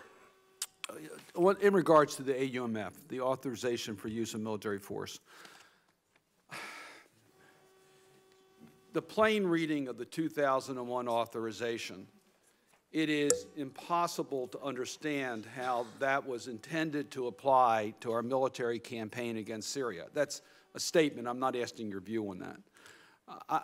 I do understand that President Bush, after he got the authorization for the use of force in regards to those who were responsible for the attack on our country, came to Congress shortly thereafter to seek another authorization for the use of military force in regards to Iraq, because President Bush understood that the 2001 didn't apply to Iraq. And yet there's a closer nexus between the 9/11 attack and our military campaign in Iraq than there is between one now in Syria against ISIS. So my point is this: we need an authorization for the use of military force in regards to ISIS. 3 administrations now have taken the convenient way out and saying, look, if we can get our lawyers to say we have the authority, why bother with Congress? And I understand that. And there's no way that we can enforce the interpretation of the 2001 authorization. Congress can't do that. But now the administrations are running into problems with court cases in regards to detainees. So now we're getting your attention. We should pass a new AUMF. I think everyone agrees on that. But I'm just going to make a plea, because I voted for the 2001 authorization, and I never thought in my wildest interpretations it would be used 18 years later in a campaign against ISIS, particularly since al-Qaeda has disavowed any interest in ISIS. So we need to pass an AUMF, but I am very concerned about voting for any AUMF as to how it will be interpreted 3 administrations from now in regards to campaigns somewhere else than in Syria. So I would just urge you to consider this offer, and that is to give the authority you need, without restrictions, to conduct your campaign in Syria or a campaign against ISIS, but put a hard sunset on it so that we don't put into place an authorization that could be misinterpreted and will never get off the books, with plenty of lead time so that we're not putting you against any deadline. So it's clearly not a deadline, but a way in which we can keep these authorizations currently available. That's a plea I make to you. If you want to respond, fine, but I just urge us to find a common ground where we can do what's right for the American people. I'd only respond, Senator, by saying that maybe it's because of my previous role. I have enormous sympathy is not the right word, but I have a deep understanding of why you feel this way, why you think it's important. There is no recourse for enforcement of the definition, which presents a conundrum for our constitutional democracy. I accept that as a fact. I'm happy to try and work to get to a place where we get what we think we collectively need to move this forward. And I thank you for that. And I'm not going to drill down more than that at this particular hearing, other than to say there's a lot of us who want to vote for an authorization, and we hope we can find a common place where we can, but currently we're not heading in that direction. And I'm afraid we're going to end up doing nothing, and there will be this legal issue that will be hanging over. But worse than that, we're using a contorted interpretation that in history will show that it was just not what should have been done by administrations or Congress. One last question, if I might, and that deals with the Syrian, with President Assad being held accountable for his war crimes. And there's legislation that is pending here that's passed through this committee on bipartisan basis. There's been appropriations made. I know you were asked on the House side about the funds that were made available in regards to our cooperation with the United Nations in collecting the information necessary. And we've had hearings in this committee before with administration witnesses, and we've always said, you've got to hold these people accountable, otherwise we're just going to repeat history. President Assad needs to be held accountable for what he's done. And the United States needs to be in the leadership of making sure that option is available, because as we move through this campaign, it becomes more and more difficult to preserve information. So I'd just like to get your help in regards to making sure we hold those who commit these war crimes accountable. You have my commitment. I agree. There are lots of challenges. We no longer have even the joint investigative mechanism available because of Russian bad behavior at the UN. So yes, we need to find a mechanism, a process by which accountability can be achieved. Assad is a good example. There are many others around the world as well. I thank you. Thank you, Mr. Chairman. Thank you. I have some questions that I would have done in writing to keep this from going much longer, but I do need as a courtesy, Senator Kaine wanted to come back and ask a few questions. So I have a series of questions that, again, I would have sent in by writing. But before I do so, is there anything you wish to clarify about any comments you've made over the last almost 3 hours? No. Just that I didn't get a chance to fully respond to Senator Menendez's statement that he views the United States as having made the decision to withdraw from the summit. Just for the record, I have a fundamentally different view of how it came to be that we unfortunately can't have a meeting between our two leaders on June 12th. And I'd like to emphasize what you briefly passed over earlier. It was your sense as we were moving along that you can tell when something's coming together and people are getting back quickly and the logistics are all being worked out. It was your sense over the course of the last week or so that that was diminishing. Is that correct? We got a lot of dial tones, Senator. So obviously there wasn't a lot of momentum towards this prior to some of the things that have happened over the last 48 hours. Yes, sir, that's correct. If I could, I know you said to Senator Menendez or maybe Senator Cardin that you understood where he was coming from on a sunset.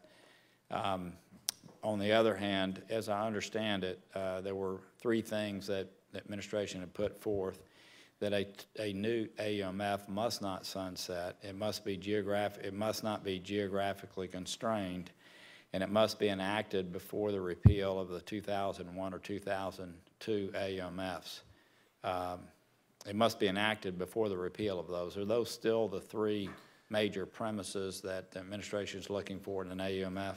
They are. What I think Senator Cardin was driving to, and what I'm sympathetic to as well, is to try and find a mechanism that is a forcing mechanism that sort of doesn't let this sit out in perpetuity. We have to do that, and he suggested this at least a bit, which is you can't have a hard stop. You can't run into something where, you know, we have the clock running at the lower right-hand screen of TVs all across America, where there's a hard stop and the authorities go away when we've got folks committed. We can't tolerate that. That's why the sunset provision is something that doesn't work. And so somewhere in there, if there's a way to drive that these don't just sit out there forever while not risking pulling the rug out, that's what I was trying to get to. So something like a quadrennial review, something along those lines where Congress weighs in every over a period, periodically. Yes, and so long as it's the case that the authorities as they exist at that time continue until such time as there has been a change in that, right? That's the sunset risk, is that we've got an active effort ongoing and we hit a hard stop. That just doesn't work. Is it your understanding that the AUMF that we have presented includes express language to avoid any legal uncertainty following the repeal of the 2001 AUMF, including language stating that our new AUMF shall provide uninterrupted authority for ongoing military operations? I believe that's correct, yes, Senator. And I understand that lawyers can always file lawsuits, but have you considered the legal risks of continuing to rely upon the 2001? And I think we've referred to just being able to hold people. Is that correct? Yes, we are concerned about the shift when it jumps, that we'll have some discontinuity that will be that will present legal challenges. But there are risks that are starting to build on relying solely on the 2001 too. Is that correct? That is also correct. Yes, sir. And it's true that the President's authority to detain a member of ISIS and whether the 2001 AUMF applies to ISIS is currently being challenged in court today. Is that correct? I believe that's correct. Yes, Senator. Is there not a growing risk the further we get from September 11, 2001 that the courts could call into question or limit the authority provided by the 2001 AUMF? Yes, we would argue vigorously against that, but so there are some significant legal risk with the status quo. Yeah, Senator, having been around this long enough, there's legal risk, yes. And let me say this, I agree that the administration has the legal authorities necessary to conduct operations against ISIS. Would you agree that enacting our new AUMF providing refreshed statutory authority for the use of force against al-Qaeda, the Taliban, and associated forces, and explicitly authorizing the detention of members of ISIS would help put to rest these legal uncertainties? Yes, I think that's true, Senator. So I'll stop here. Thank you for that, and I'll turn to Senator Coons. Thank you, Chairman Corker. Thank you, Secretary Pompeo. You've shown great endurance in engaging with this committee today, and I look forward to continued rigorous engagement with you. Let me, on the topic of the AUMF, the particular issue I want to talk through for a moment is guidance around drone strikes. President Obama provided an unclassified fact sheet to summarize his policy guidance on drone strikes overseas in support of our counterterrorism operations. News outlets have reported that President Trump signed off on a revised guidance last year, but he hasn't made any version or summary of that public. I'd be interested in whether you think that's wise or unwise, and whether you'd commit to publishing an unclassified fact sheet so that the American people and our allies would understand these operations and their constraints. And I intend to offer this as an amendment if and when we take up and debate an AUMF. Senator, I'd rather not. I'll say only this. I know that there has not been published. It won't be the Secretary of State's decision whether or not to do so. I'm happy to talk to you about issues surrounding that. I'd welcome that in whatever setting is appropriate. I just am concerned that in the absence of our making a public pronouncement on what we're doing, where, when, and why, that less charitable views of our actions proliferate in ways that aren't helpful to us. I know this has been covered, but I think it bears repeating. I think we are currently, as a country, ill-served by the absence of ambassadors in dozens of posts around the world. The country of Zimbabwe has just emerged from the strongman rule of Robert Mugabe for decades. There's a new president there. A group of us went a number of months ago to both South Africa and Zimbabwe. These are countries that would significantly benefit from the presence of an American ambassador. South Korea, Egypt, Honduras, Turkey, Saudi Arabia, there's a long list. Chairman Corker has done a great job with the ranking member of moving nominees quickly. I just wanted to see if you had any views on whether we're going to be able to move forward in a timely way nominees, particularly in countries like Zimbabwe, where there's an upcoming election and a critical opportunity for the voice of the United States in a country that has at times looked to China and at times looked to the West, and where I think we can and should play a real role in their transition to restoring a real democracy there. Careful what you ask for. Yep. I'm hoping to make you all real busy. Look forward to being busy. That's a little bit too jovial. It is a serious matter. Yep. We need to get the ambassadors out in place. I'm working through them. I have prioritized to try and make sure that places like South Korea and Saudi Arabia are front and center. And South Africa and Zimbabwe. There you go. Yes, Senator. Absolutely. If I could, and we agreed to what we agreed to. I know there's beginning to be a little bit of a freak out by staff as it relates to time, not by the Secretary himself, I'm sure. But if there are things that we really need to ask, I agreed to have 2 rounds. Thus ask them if there are things that we might do by QFR. That would be great too. If we could just realize we've been going for about 3 hours. I'm not reprimanding anyone. I'm saying that to the extent they really don't need to be asked in person, if we could not do so, that'd be great. I had a number of questions I wanted to ask about China. I'll submit them as QFRs. Could I simply say we haven't discussed the U.S.-India relationship at all? I think it has huge strategic significance. I'll make my closing question, Mr. Secretary, if you'd like to say anything about how we can work with this most populous democracy, a potential strategic partner to strengthen that relationship. I'll make that my last question. For scores of reasons, India needs to be central to what we do.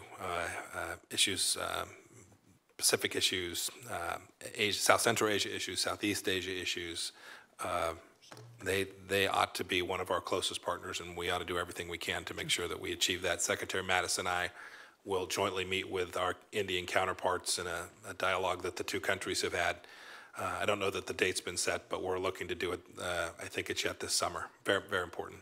Great. I think sustaining a strategic dialogue and then closing our partnership with them is something that would enjoy strong support here.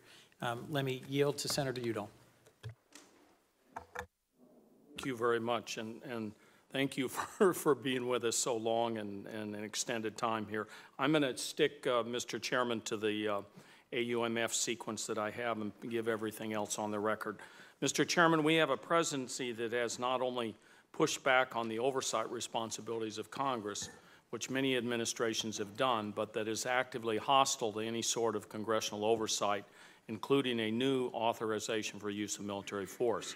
Congress has failed to exert its legitimate constitutional authority, even in the face of the most clearly unauthorized use of military force to date.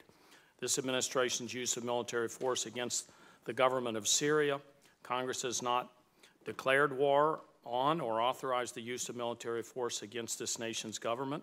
The executive's legal analysis justifying force is still being withheld from the public.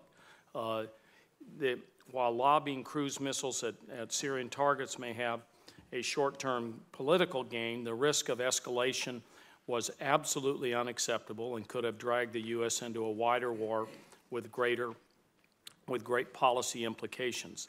And now, Mr. Secretary, you laid down points of contention at the Heritage Foundation, which could lead to an even wider war in the Middle East against Iran.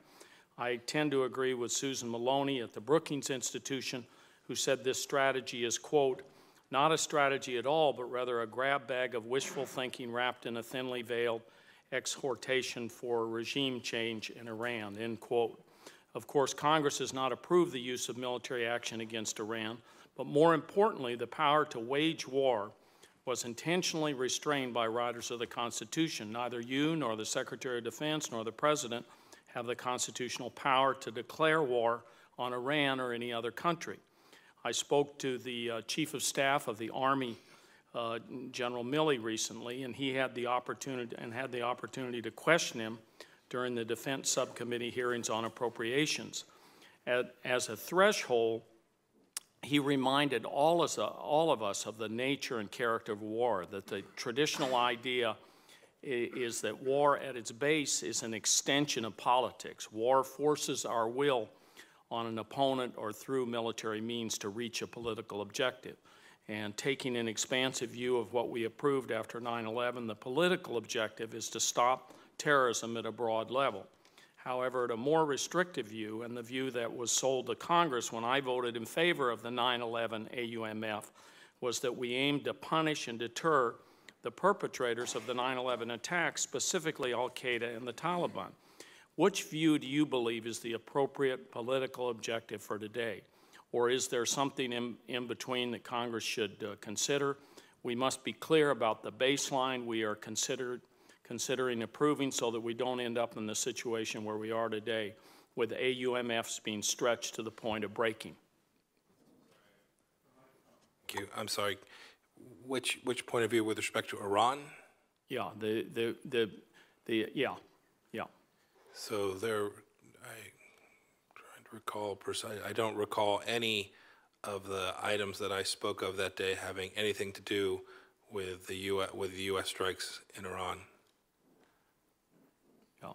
Okay. Well, I spoke for some half hour. Yeah. Let me rephrase it here. In your opinion, do you believe that the 12 points you laid out earlier this week represent political objectives worthy of war? Should the United States send its sons and daughters to war to coerce Iran to capitulate on these demands if the President's violation of the JCPOA fails to garner worldwide support? I spoke at great length as the Secretary of State talking about how I'm going to diplomatically achieve each of the 12 things that I laid out. Yeah. And as a matter of sequence, should the President seek the assent of Congress before engaging in hostilities inside countries, especially where such actions could lead to a wider conflict, such as in Syria or Iran? Isn't that the role of Congress that the Constitution calls for? Well, it's a little more complicated than a yes or no question. Please, explain it. So there are volumes of articles written on the intersection between the power between these two branches. And yes, it is very clear what the Constitution is about the power to declare war, but multiple administrations have taken similar positions, certainly with respect to the actions we've taken in Syria, very similar activities undertaken across a broad swath of previous administrations. I think what this administration was wholly lawful and wholly consistent with past practices. And is the president going to ask Congress if he wants to go to war with Syria? As President Obama did? Is if he's deciding to engage in a war with Syria, is he going to ask Congress to declare war? I've seen no indication the president has any intention of going to war with Syria. What the president did was to respond to the use of chemical weapons, which was, in my judgment, and certainly lawful, but in my judgment, the right thing to have done.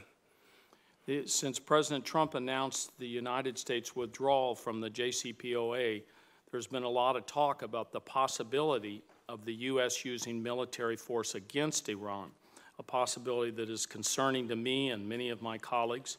In your view, does the 2002 or 2001 AUMF provide President Trump with the congressional authorization to use military force against Iranian militias present in Iraq or Syria?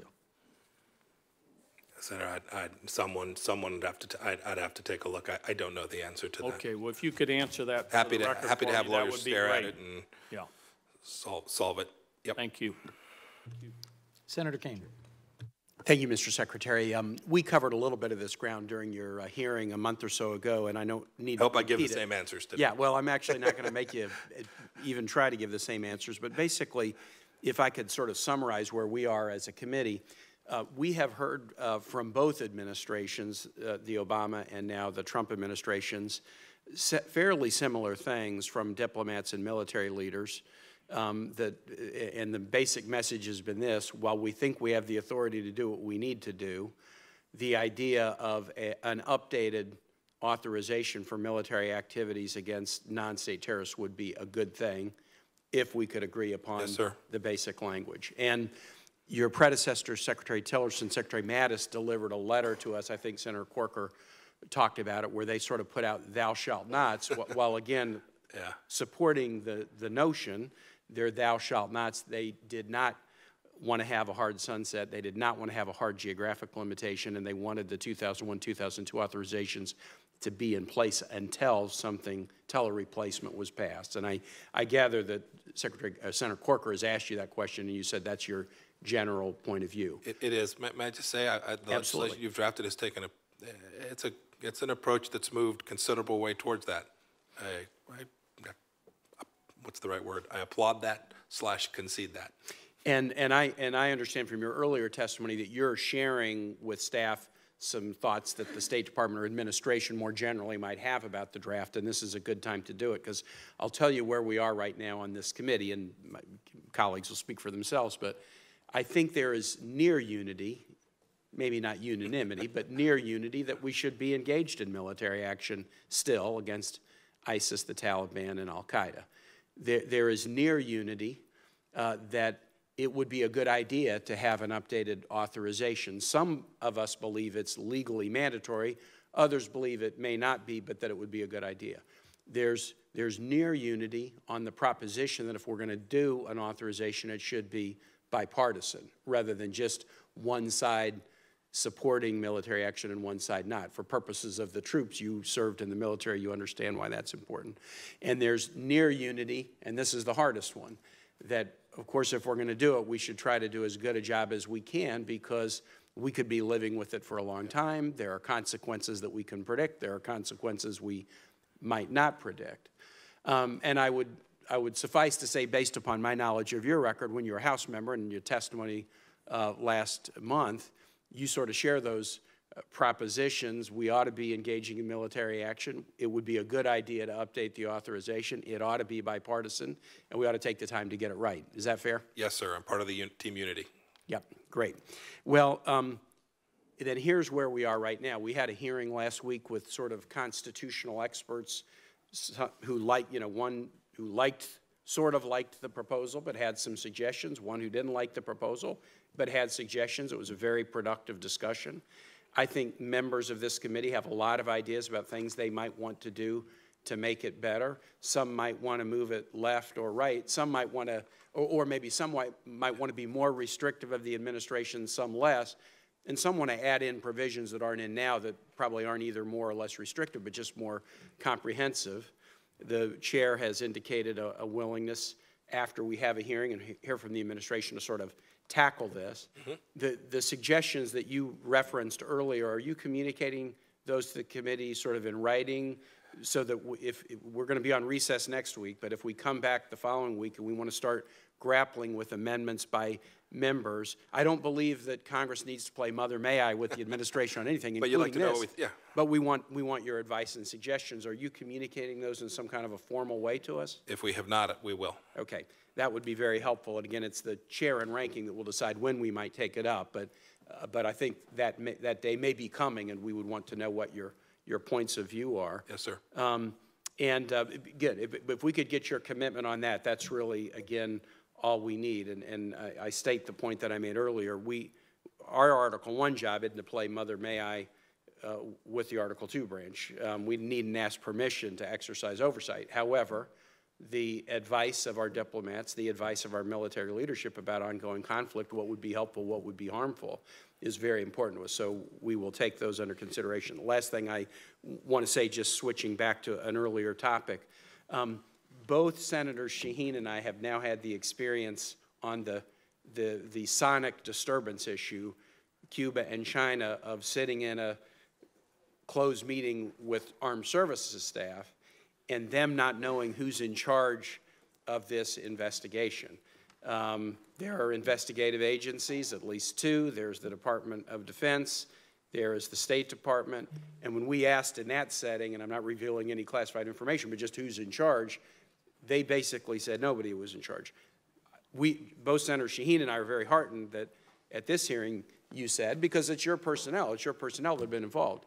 Those security issues are my responsibility. Yeah, and embassy security of these personnel is paramount, but then also what it might say about activities and technologies and expertise of our adversaries is paramount for us to know. So that was a heartening part of the testimony. I appreciate it. Thank you. So I just had a discussion with Secretary of Staff. I know he's 15 minutes late for a meeting now. He's been here for 3 hours and 15 minutes. I'm glad to let a couple of comments be made, but I'm going to hard stop it in 5 minutes, okay? I don't think, who is the meeting with, Mr. Secretary? You're not going to stay here and answer questions from us? I don't know. Can you not push that back 15 more minutes? Senator, I'll go look and see. Let's proceed, if we may. Well, he's only giving us 5 minutes. You have. Senator, can we? You're burning up your 5 minutes right now. And look, this is getting a little bit, this type of discourse, I'm sorry. I'm the one doing this. I've been very generous. Well, we agreed to 2 7-minute question periods, Yes. and it's just being ended here for 2 members at the end. What? Okay, thank you. Mr. Secretary, I'd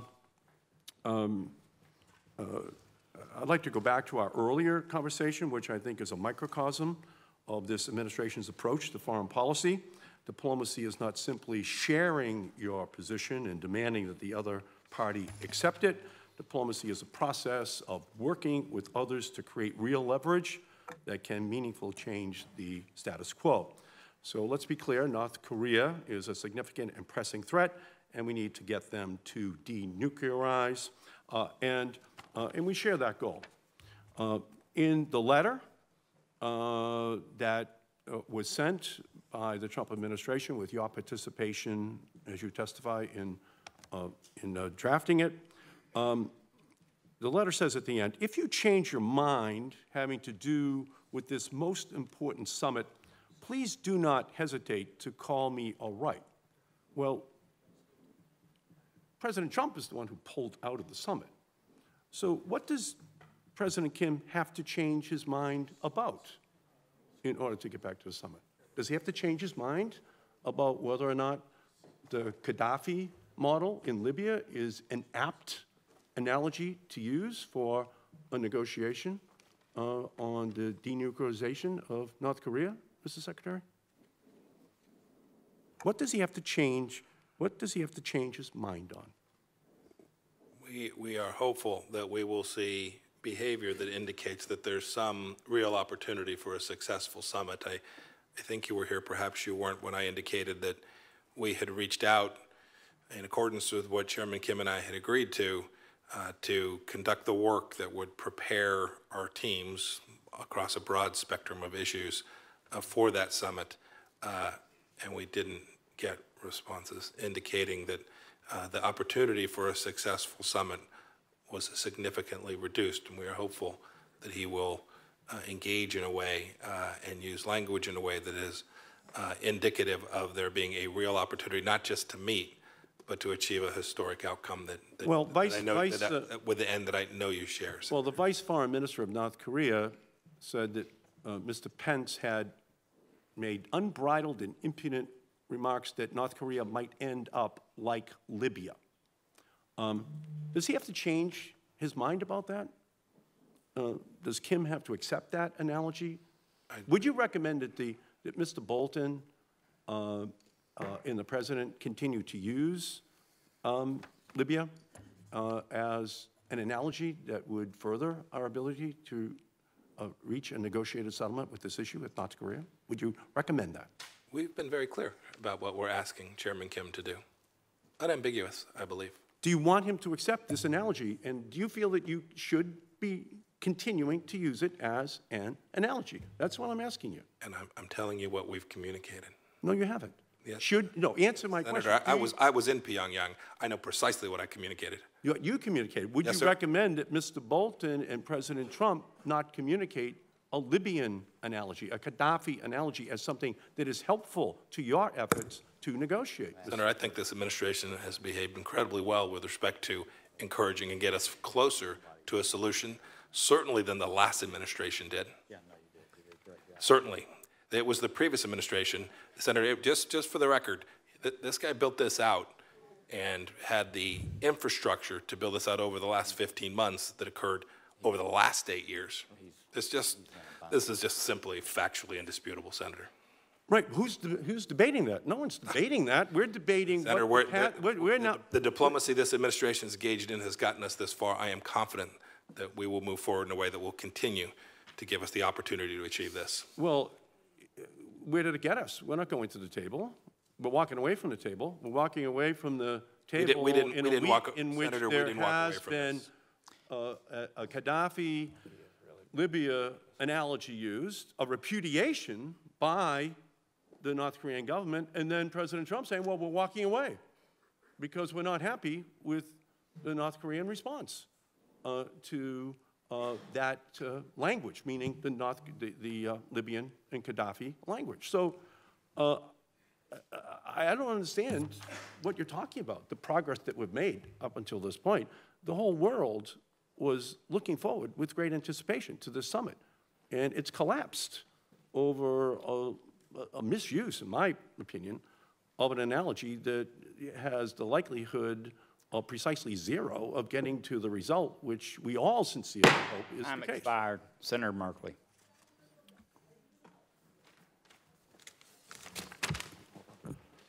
Thank you, Mr. Secretary and Mr. Chairman. So during the confirmation hearing, I asked the question about whether the War Powers Act, which lays out 3 foundations for the president to take the country to war, represented the spectrum of activity, and that is a declaration of war, a specific authorization for a specific action, or a third, emergency powers that involve an attack directly on U.S. assets, military, so on and so forth. And you said no, that Article 2 exceeded that. Can you give us a sense of how broad Article 2 is, in your opinion? Boy, sitting here today, I hate to give you my legal analysis in 2 minutes on the scope and breadth of Article 2. Okay. It's a power that's clearly enumerated. It is broad, but to begin to scope that and define that, I don't think I can do that for you. I would love to follow up on that because essentially the witness we had on the in support of a new drafted AUMF, the Corker-Kane AUMF, indicated that there were virtually no limits on it. But he liked the idea of us doing an AUMF specifically because it's helpful to have the backstop, if you will, of congressional sanction of support. That, in essence, if it's completely broad, then it makes our whole discussion of authorization of war as envisioned under the Constitution kind of irrelevant. But I'll just make that point and move on. We have the 2001 AUMF that was very specific in terms of attacks on us on 9/11 or those who harbor those who attacked us on 9/11. But it has now been stretched, as people say, to activities by different counts in 14 to 18 different countries. In some cases, forces that had no known association or connection with 9/11 and no connection with the forces who attacked us on 9/11 or harbored the forces that attacked us on 9/11. So when we look at that stretching, and now we're looking at a new AUMF that has a much broader definition than the 2001 AUMF. What's to prevent future presidents from simply stretching that authorization in a similar fashion? Well, there are always constraints. I'm not sure I would characterize the stretching of the current one in the same way you do, as egregious as you do. I know it's occurred across both administrations in your view. I think you shared that with me last time, but I'm not sure I'd characterize it that way. Look, there are all sorts of political constraints on political actors' power, including the President of the United States. His power is not unbridled. We have elections. We have all kinds of things that continue to provide constraints. So it's not unlimited. The founders clearly understood that. You can read it in the Federalist Papers. They understood precisely the language they were using in the Constitution. And I will concede, as a former member of Congress, I saw pieces of legislation that I thought had been grossly misinterpreted. I sat on the Energy and Commerce Committee and watched the EPA walk over language that was very clear about carbon and issues that I didn't like and I thought they'd used inappropriately. So what constrains executives from doing that? Politics. So very clear uncertainty about what constraints exist on that and how an administration could stretch that definition in the future. Let me ask you this. If the Quds Force or the Iranian Revolutionary Guard were to transport themselves into Syria and be engaged in activities that are hostile to our forces currently there, would you see that as a situation where they are now in potentially an associated force under the Corker-Kane draft of an AUMF? Well, we don't have to imagine the Quds Force in Syria. There's no need to transport them. They're there as we sit. I don't know. I'd have to think about the legal ramifications. It would be completely up to... Certainly we'd have the right to defend, our forces would have the right to defend themselves. I'd have to have someone help me through the legal framework. Okay, because the point I would make here is that it's very easy to imagine that this could be, a president could say that this does meet the definition of associated forces in the legislation we're considering, which means we would have given clear authorization for unlimited action in Syria, which is a challenge. It's a challenge on where we draw these lines. Time's up. Senator Murphy, I know he's late for a meeting, and you said you wanted to talk just a little bit, but that's Thank you very much, Mr. Chairman. Just one question. I know you've heard some concern from this committee, not unsurprising, about some of the extraordinary means by which foreign governments may be trying to gain influence in this administration. I just wanted to raise one report with you and get your response to it. There's a report from the BBC that the Ukrainian government paid $400,000 to Michael Cohen as a means of securing a meeting with the president. My question is simply, have you looked into that report? I know the Ukrainians have denied it. And what would be your message to governments that were considering trying to pay non-registered lobbyists, friends of the president, to gain access to you or to the president? I imagine you would not look on that kindly, but I think given that the report is out there and that others are maybe thinking that that's the way that business is done, it might be important for you to comment on that. It's not how business is done. I've not seen that be the way business is done, certainly with me, but I haven't seen it in this administration either. I saw the report. I think there's an investigation related to it. I'm gonna try not to talk about it. But yes, I would tell the world that this is not how one engages with America. All right. Thank you, Mr. Chairman. Thank you very much. You have some closing comments? We thank you very much for your generosity of time. The meeting is adjourned.